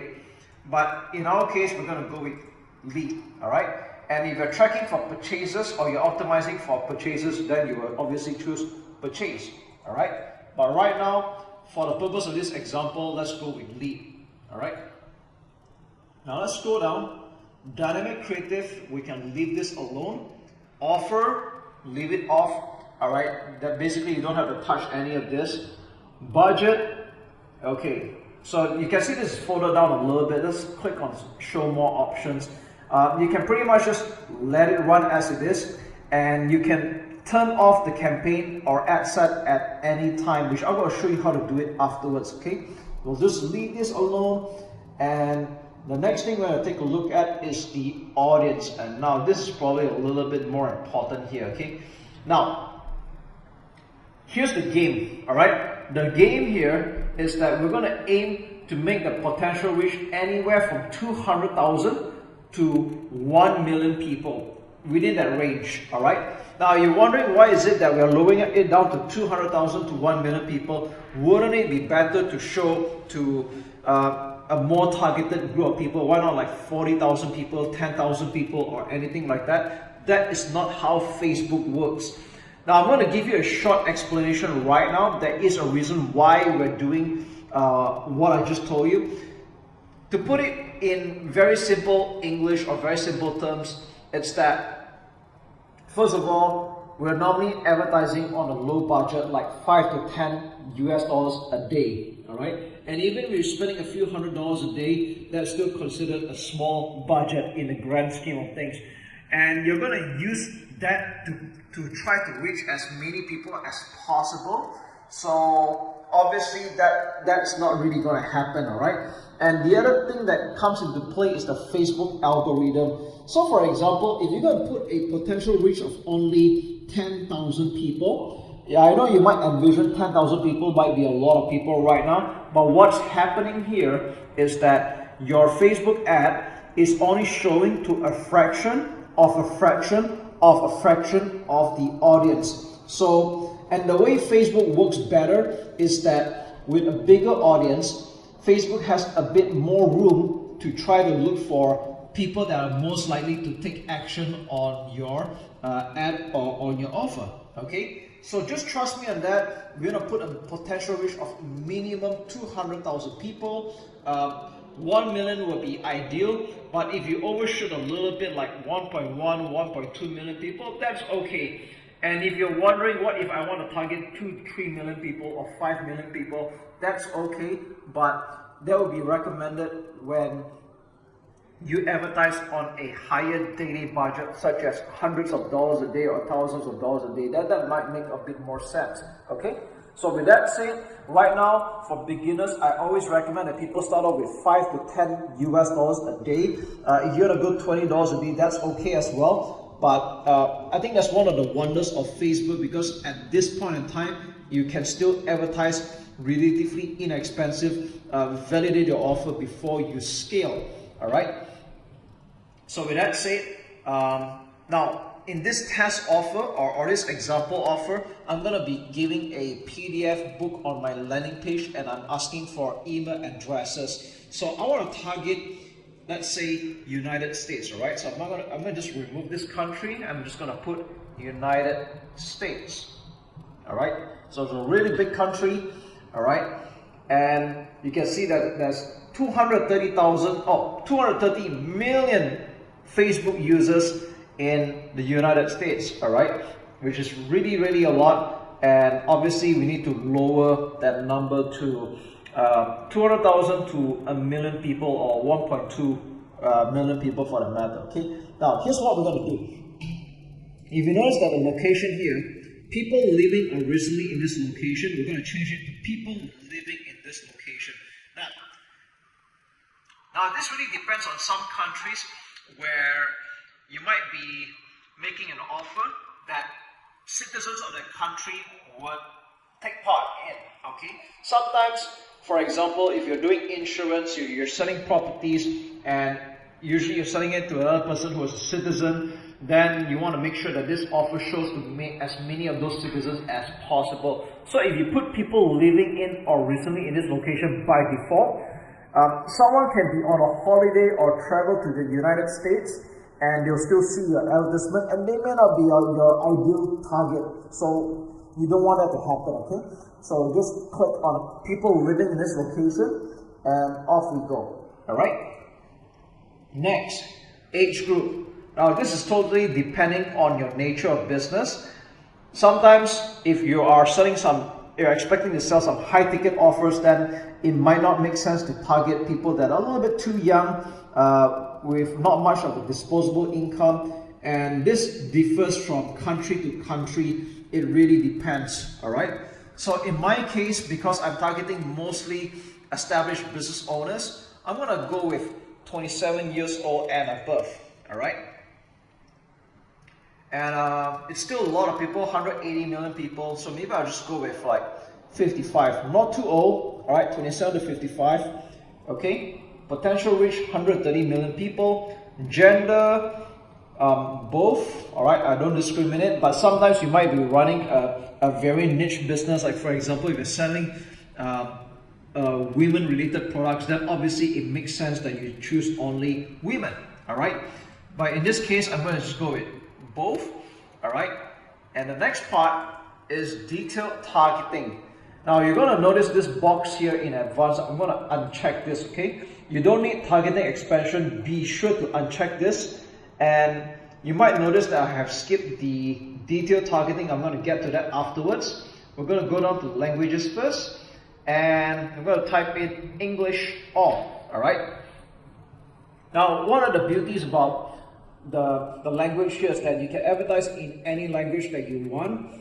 You can advertise it in Chinese, for example, or any other languages. So, but what's important here is that you need to be congruent. So that means, for example, if your advertisement is going to be in Chinese, then you're going to put language Chinese over here. And what's going to happen is that Facebook will target users that normally converse or communicate in Chinese. All right, that's just one example. But since my advertisements are written in English, then English it is. Okay. Now, with that said, let's just go show more options. All right, there's nothing really to look at. And with that said, we have a potential reach of 120 million people, which is still rather huge. So this is where detailed targeting comes in. So to put it in very simple terms, we're going to type in the interest of the people that are interested in that particular topic or field, and based on what Facebook thinks. So what I want to say is that Facebook is a rather smart learning machine, and it kind of tracks people's behavior, and we're going to maximize our chances reaching those kind of people that might be interested in your offer. So in my case here, I'm giving away a PDF book for this particular example about, guess what? Social media marketing, all right? So I'm going to type in digital marketing and let's see what comes out, all right? Digital marketing as an interest. So you can see there are quite some suggestions here. We're going to click the first one. And we have 9.3 million people, all right? So it's still rather broad. I'll try to reduce this somewhat, but let's just say you have a shortage of reach. What you can do is you can click on suggestions and type in any other closely related topics or interests that people have. Let's just try social media marketing and let's see what happens. All right, I'm going to remove digital marketing and social media marketing. So we've got 15 million people, so that's even more. All right, now this is the part where you can either target by the state. So I'm just giving you some suggestions right now. You can target by state. Let's just try California, right? California. And I'm just going to try digital marketing again.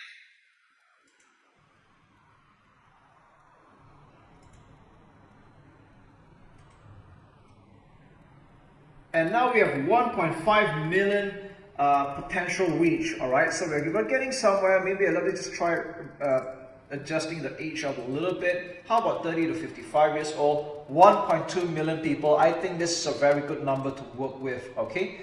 So California, 30 to 55, digital marketing, all right? So we have at least a potential reach of 1.2 million people. There we go. All right, so we're pretty much set up for this. So you can see that what I did here is that I just kind of play around with the settings here until I get a potential reach of 1.2 million people. But let me just show you another example. Let's just say you insist on showing to the entire United States. All right. So obviously it's going to be a whopping 7.4 million people at age 30 to 55. What I can do is that I can type in the names of public figures or gurus in this market. Let's say, for example, Gary Vaynerchuk. All right. So this is what I call a passionate keywords. Basically, people that are into that topic will definitely know who these public figures are. All right. So we got 3.9, which is still quite a lot. All right. Let's try maybe how about Grant Cardone? Okay. 4.7 million people. Wow, this is really, really huge, okay? But I'm just letting you know that this is kind of like the mindset that we follow when it comes to typing out all these keywords and things like that. Maybe I'm just going to type in another one. I'm just going to type in email marketing, all right? I'm just going to remove the public figures, email marketing. Okay, we have like 1.3 million. Wow, pretty good, all right? So let's just say I want to target people that are interested in email marketing, and there's 1.3 million people, but it covers the entire United States. So this is one ad set that I can go with already. And like I said, a minimum of 200,000 to a million people, but if you overshoot a little bit like 1.1, 1.2, 1.3, that's still okay, all right? Now, placements. Some experts might tell you to just leave it at automatic placements, but I would differ here. I would recommend that you go for manual placements and remove audience network, all right? Now, why would I want to do such a thing? Because I want this advertisement to show up on Facebook, Instagram, and Messenger, but I do not want this to show up on audience network. So what is audience network? Now, this is basically advertisements that show up on some partner-approved websites like CNN or any other news sites like Daily Mail and so on. And in my experience running this, I find that even though Facebook distributes a small budget to audience network, the leads quality that come from audience network is usually poor, and it's quite susceptible towards spam bots and hacking for some strange reason. So to put it short, go for manual placements, just uncheck the audience network and you are good to go. You're not losing anything anyway. All right, so after this we'll go to the next one, and yep, this is really all there is to it. Okay, so there's one last thing I'm going to add here. We have not done yet, is the ad set name. Now we're going to give a formula to this so that we know that every time we take a look at the ad set name, we know that this is the targeting. So this is kind of like the formula that I would recommend you follow. I'm just going to call it FBIG. So basically it means that this is showing on Facebook and Instagram. The next one will be a location, which is United States, USA. Age group with 30 to 55 years old, male, female, and we're going to put in the keyword or detailed interest called email marketing. So by seeing Facebook and Instagram, we know that this is targeting USA, ages 30 to 55, male, female, that are interested in email marketing. So this is how I name the ad sets. Okay, once we're done, we click on publish.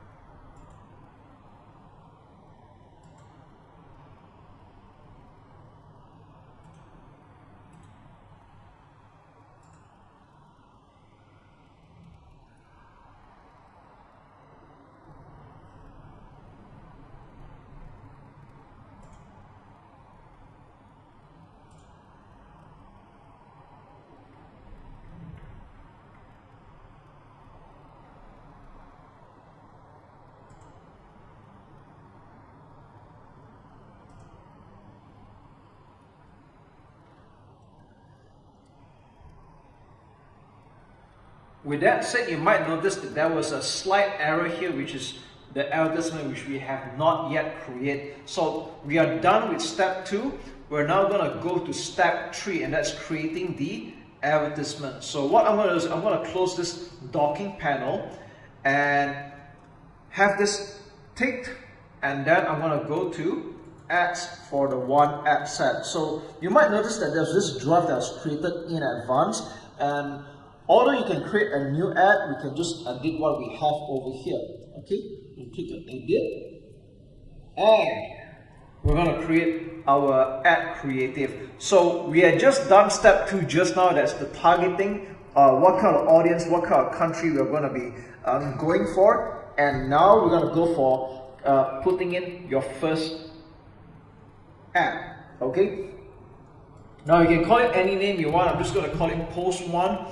And the next thing we're going to do is Facebook page, which we already have added in. If you have an Instagram account that's integrated or connected, you can just put it here. Otherwise, you can just use the default use selected page. And I think that's the wonderful part, because this allows you to advertise on Instagram without owning an Instagram account. How cool is that? Okay, the next step we're going to go is create the ad. So there are 3 choices here, and we're going to go with single image or video. I personally have tested all these 3, and I still find that single image or video still converts the best. So let's just go ahead. Okay, there's this cool part called full mobile experience. This is totally up to you, but I would recommend that for simplicity's sake, we're just going to uncheck this right now, and we're going to go on to the next part. Okay. Now at this point, if you already done your previous exercise, you already have your ad copy on standby, because what we're going to do is we're just going to copy and paste it over here. I don't encourage people to write manually into the primary text, because you will find that the Facebook Ads Manager will load rather slow somehow. When you make changes, when you delete, when you backspace and you type again, it gets a little bit slow. So this is why I would recommend that you type everything that you need in a notepad or a word pad and copy and paste the contents in it. But let's not get too ahead of ourselves. Let's go to media first. We're going to click on add media, and this is where you can add an image or a video. And right now we're going to keep things simple. I'm going to click on add image. And as a brand new account, there are no images for you to use, alright? So there are 2 ways you can go about doing it. The first way is that you can upload an image that you already have created, and you can use it. The alternative, if you want to keep things a bit fast and simple, and also for split testing reasons, is that you can click on this top here and choose stock photos. And the cool thing here is that Shutterstock has joint ventured with Facebook to bring you all these royalty-free stock photos that are pretty good in quality. Alright, you can use any pictures that you want here. I'm just going to type in the word social media and let's see what comes out. Okay, so it might take a while because there's like a lot of pictures here, and let's just say this looks interesting. I'm going to take this one, but I just want to give you a heads up or a warning here.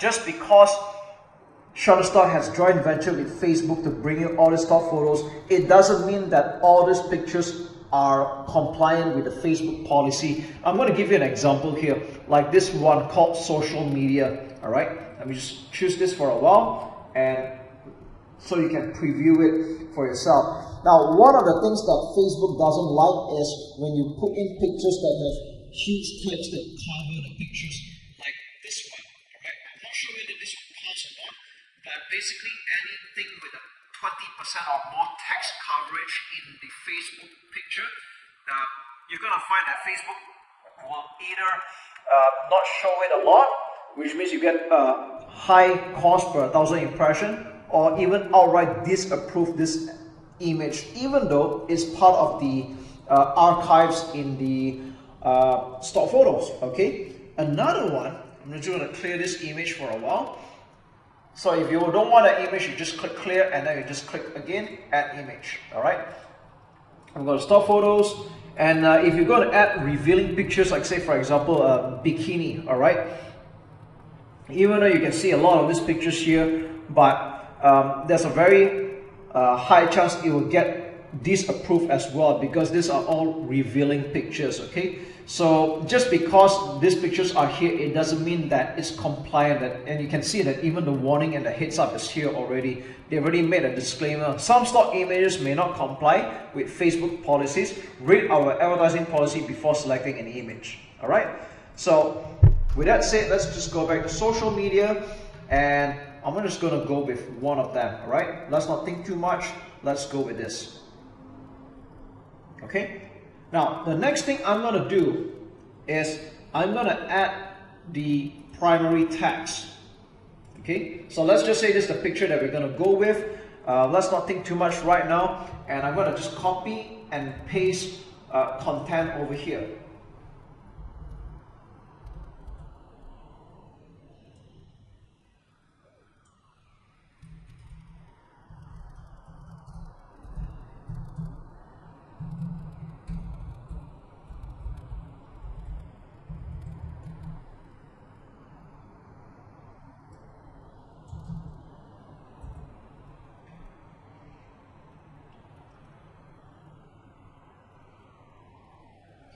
Okay, so you can see how fast that was when I just copy and pasted this add copy into the primary text, and you can see that there's a preview over here.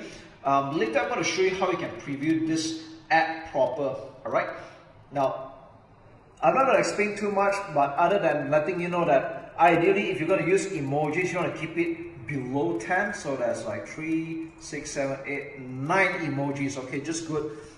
Anything below 10 emojis is possible. Anything more than that, it might hurt the user experience and your ad score with Facebook. So keep your emojis below 10, and as you can see that it's quite readable in that the paragraphs are no more than 1 to 3 lines each. It's readable. And next thing we're going to go is for the headline. The headline is the big text that appears at the bottom of the image. I'm just going to copy and paste that. Okay. And even though the description is optional, I still recommend that you paste something here as well, because people that are browsing Facebook on a laptop or a desktop computer will be able to see it most of the time. So, but in mobile they won't see it. So I think, you know what, it's okay to still add something here for completion's sake. And next, we're going to go down to destination website, and you're going to put in the website URL. So this is the link to your sales page or your landing page for that matter. The address that I'm putting here is made up, by the way. It's obviously not real. I'm just showing you as an example, but of course, please make sure that this website already exists and that your Facebook pixel is already installed correctly. And after that, display link.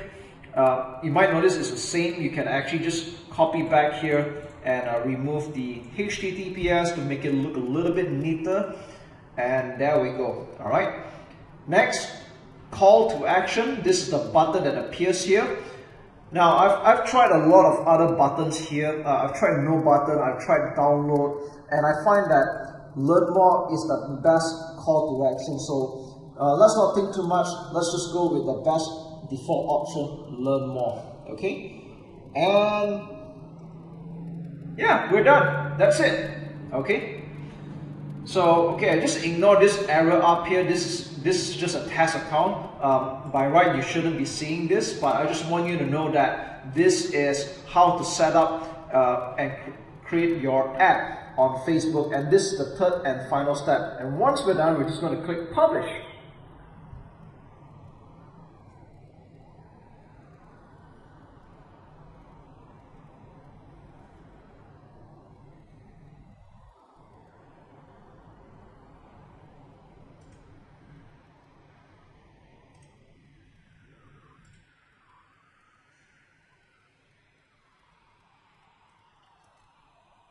Yeah, and that's really all there is to it. So I know that there's a slight error here because, like I said, I'm using a test account right now. But what's going to happen is in AdSense delivery, this is going to show in review, and Facebook will review your ad. It might take as quickly as several minutes to even like several hours. If your account is brand new, just allow for 24 hours. And after that, as your standing increases with Facebook, then you're gonna find your approval might get a little bit faster and faster. But yeah, that's really all there is to it when it comes to creating your advertisement on Facebook in 3 easy steps.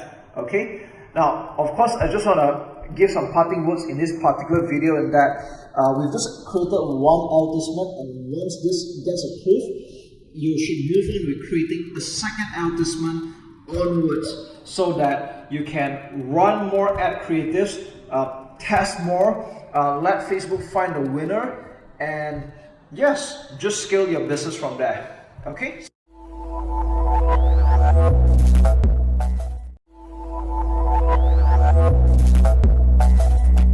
I'm going to take this time to explain the rest of the campaign objectives and why I am almost always using the conversions campaign. To a smaller extent, I use lead generation, and very seldom I use engagement, but I seem to ignore everything else. And why should you consider doing that as well? Okay, so I'm just going to give you a quick rundown on the other campaign objectives, just so you know why we always use conversions most of the time, and to a small extent even lead generation or engagement, but we pretty much ignore the rest.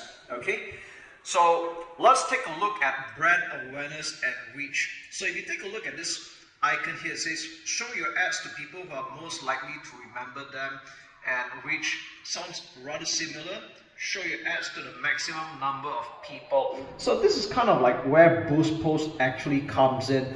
And if you have done any Facebook marketing before, or you have clicked the Boost Post button, then you know that you will get a lot of reach, perhaps for more bang for the buck. Apparently you get a lot of likes, a lot of social proof, a lot of reactions, people commenting even, but there's a problem with that. You're not getting even the interested prospects, because what's happening here is that it's just showing advertisements to people that have the habit of commenting and liking. So we don't really want that going on. Okay, so that's why I stay away from brand awareness and reach. I had pretty much not used them at all. Okay, now the next one, and this is a deception here. Okay, traffic.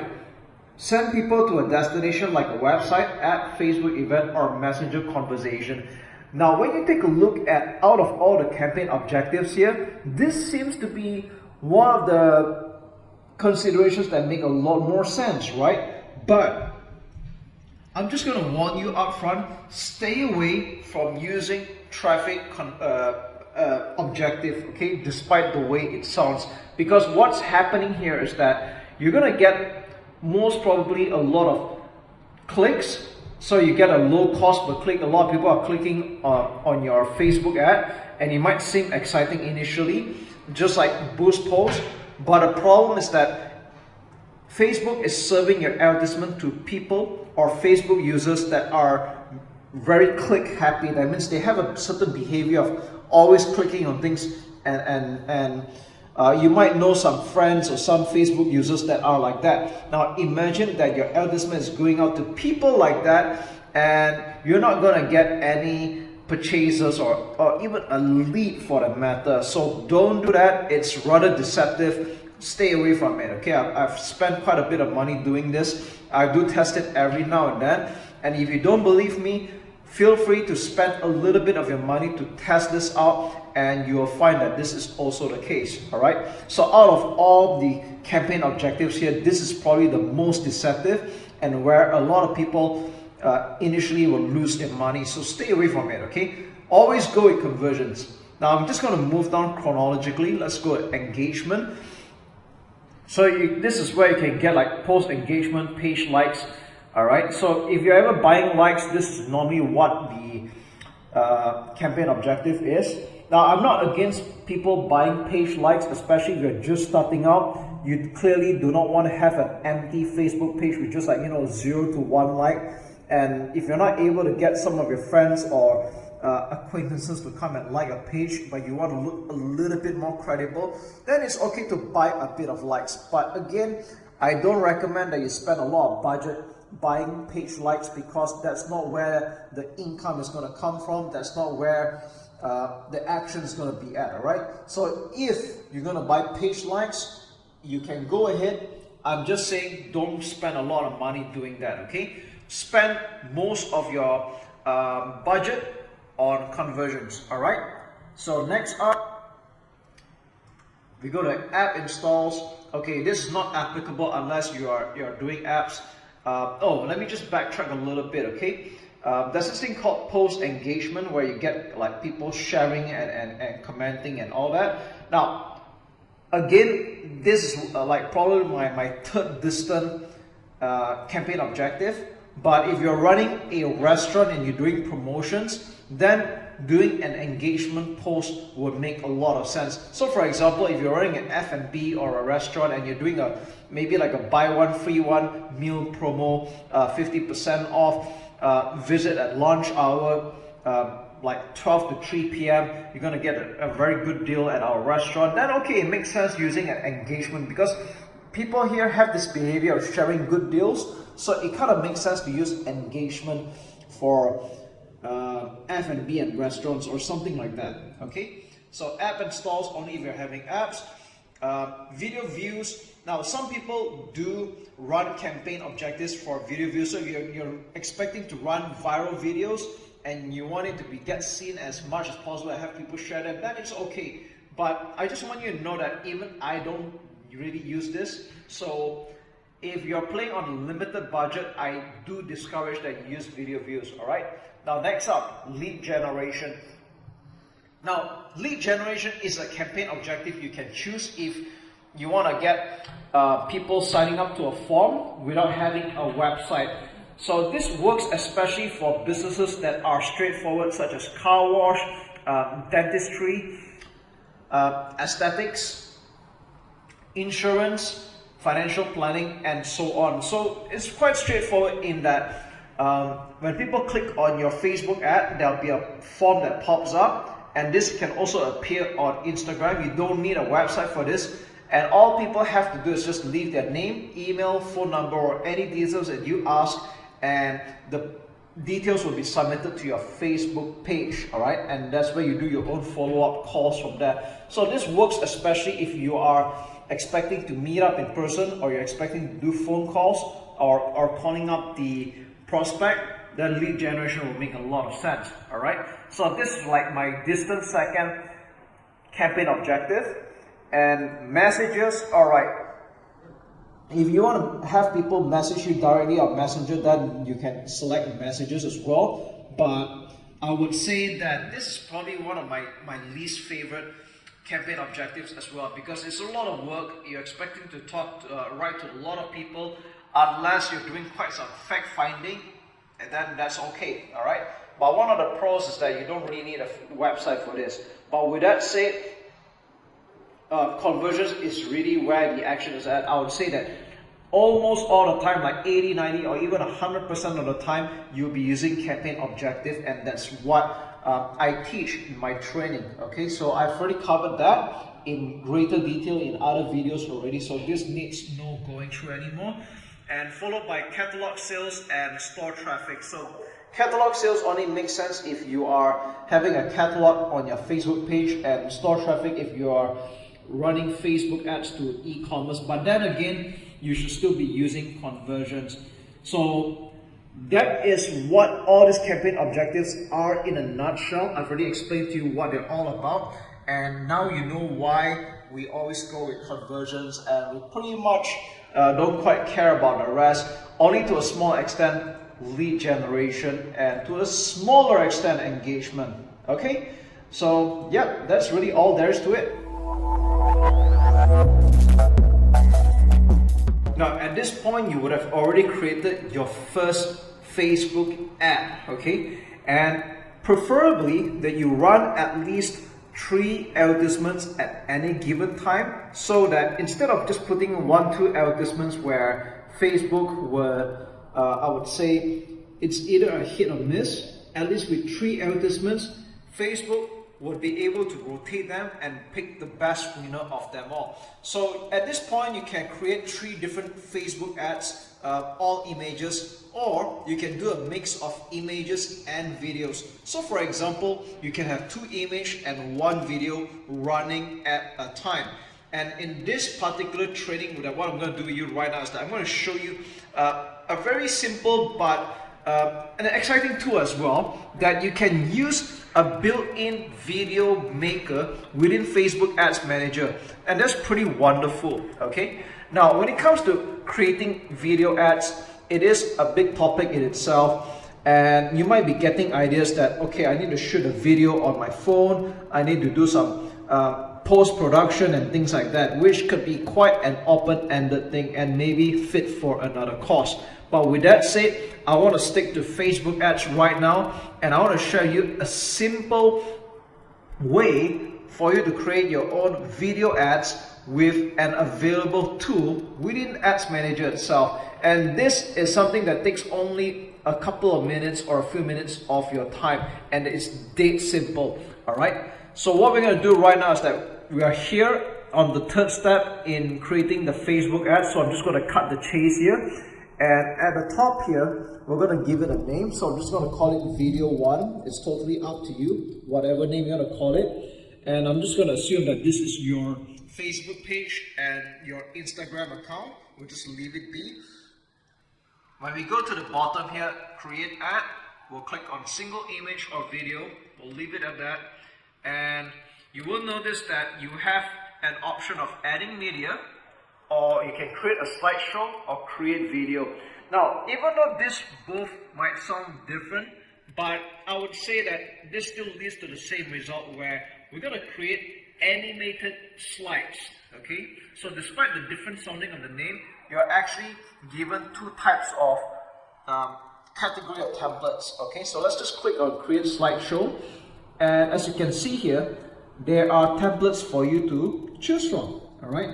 And if you go to click on Create Video, it's pretty much similar as well, but they have different types of templates going on. All right, and that's pretty good. So with that said, I'm just going to click on Create Slideshow.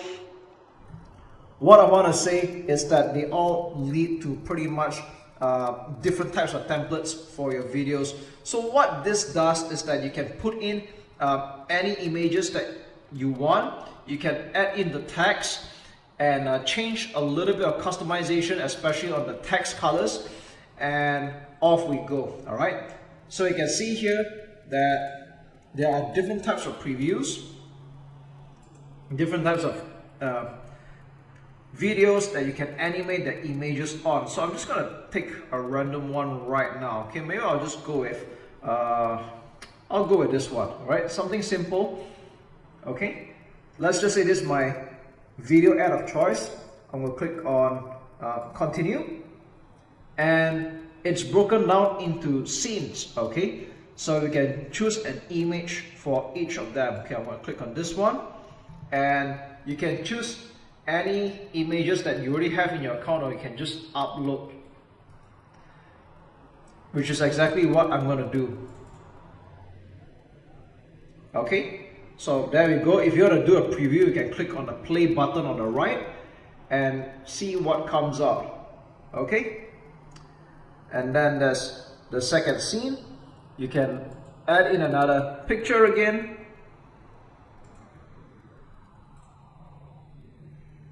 Yeah, okay, it's kind of random, but I'm just proving a point to you. And you can actually add a text. Okay, so for example, I'm just going to call it Master Social Media Marketing.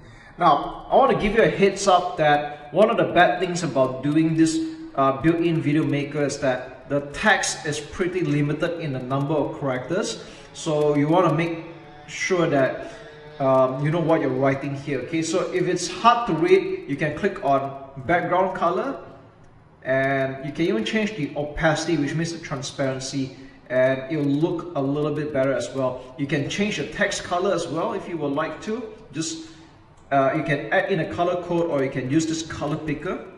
All right, so I'm just going to go with white. I think it's good enough. You can even change the font And I think this is slightly generous, although not that many, but still works. You can even position where you want the text to appear. Alright, pretty cool. Let's say if you want this to appear in the middle, that's fine as well. So let's play this video again. There we go. Alright, and scene number 3, you can add in another image as well. I'm just going to add another random one. And there we go. Alright, so we can add another text. Normally, when it comes to the last scene, I will always need to make it a call to action. Click here to download now. Alright, again, you might see it's a bit hard to see. You click on background image color. There we go. You can even change the text color as well. Alright, let's see, this is what we want. Put this in the middle. Change the font if you want. Okay, this looks better. And yes, let's play it one more time. So guys, can you see how simple this is? Alright, now of course I know this was done rather simply in terms of the pictures. I'm just using this as an example to show you. And let's click continue, and what happens here is that you're going to review it, and this is what will appear in probably an Instagram story, and we'll click on use video. So what's going to happen right now, it's going to take a couple of minutes for the video to get rendered, and I'll tell you what, talk to you when this is done. Alright, so that took a couple of minutes and we are practically done with the video. That's it. Alright, so the rest looks familiar to you. This is the part where we add in the text, the headline and the description, which I'm not going to repeat here right now, but I just want you to know that it's pretty much the same thing. Okay, I'll tell you what, maybe just give me a couple of a few seconds. I'm going to just do this part really quick, and there we go.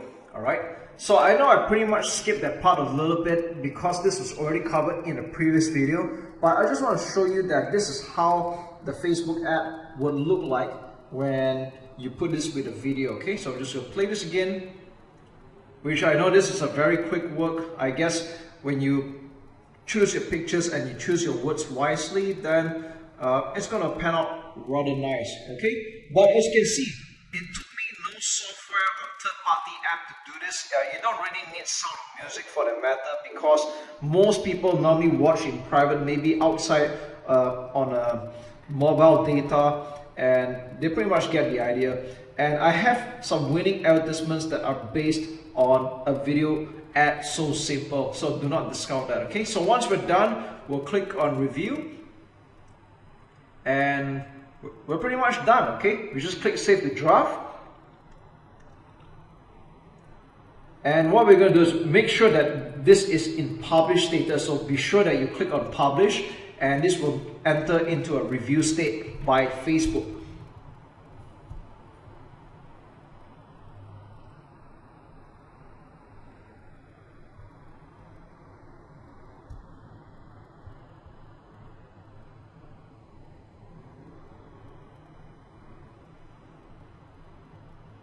And there we go. That took several seconds. We are practically done. Okay, and if you check out the delivery status, it's in review. And if you look at some of the previous advertisements, it's all learning. That means it's currently active. Okay, so yeah, now you know how to create image ads and you know how to create video ads.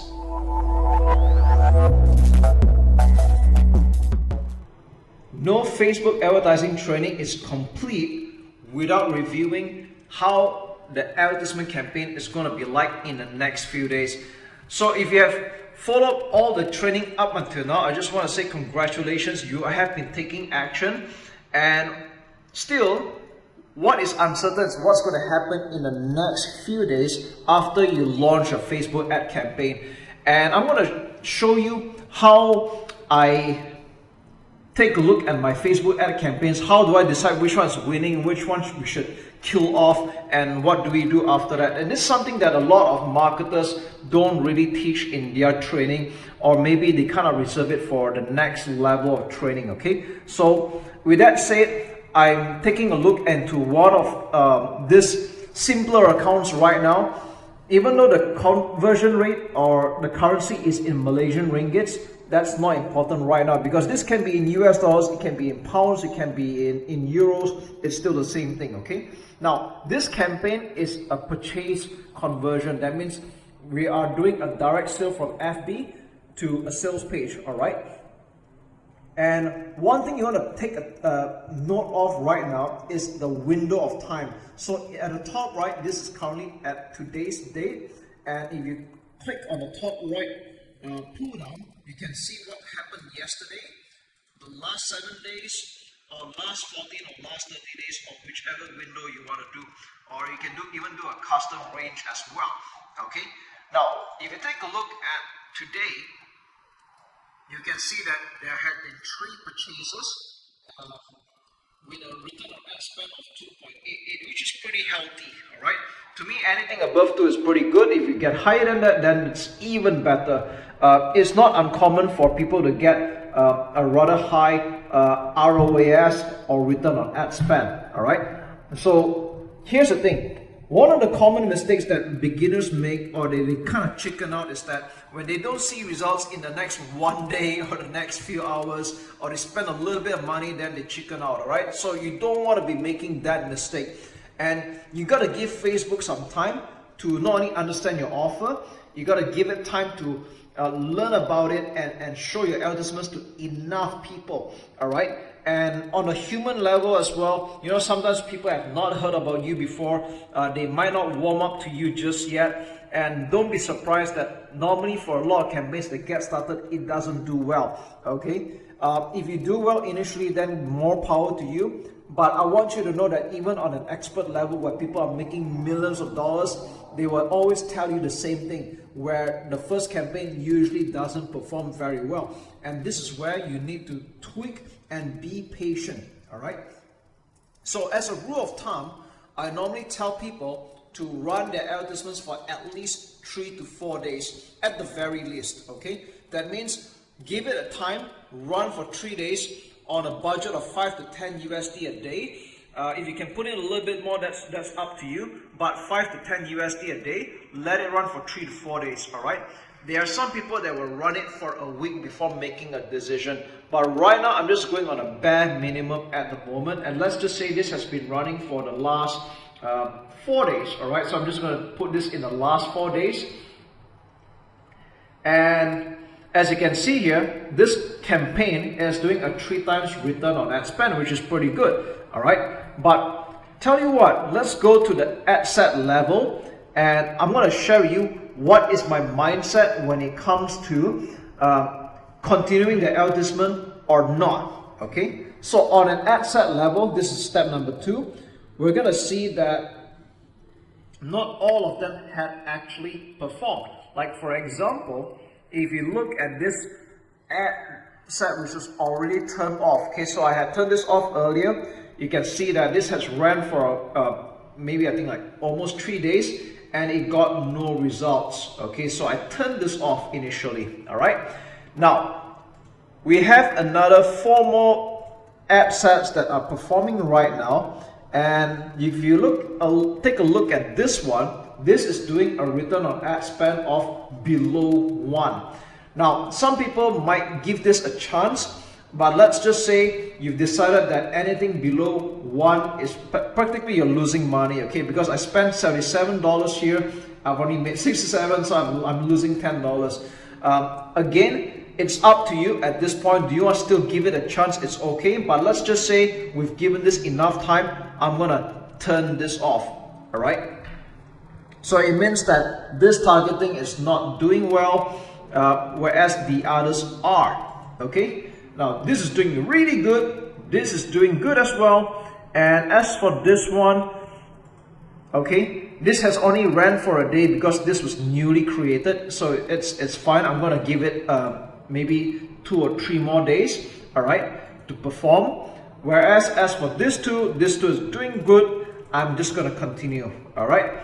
Now, let's take a look at this particular ad set. So I'm going to check this box, and even though it's got 7 purchases, let's take a look at the advertisements right now. So there's a minimum of 2 advertisements running right now, and the winner here is video number 2. And the myth about Facebook ads is that people think that if you're giving it $100, it's going to distribute 50-50, and that's not true, all right?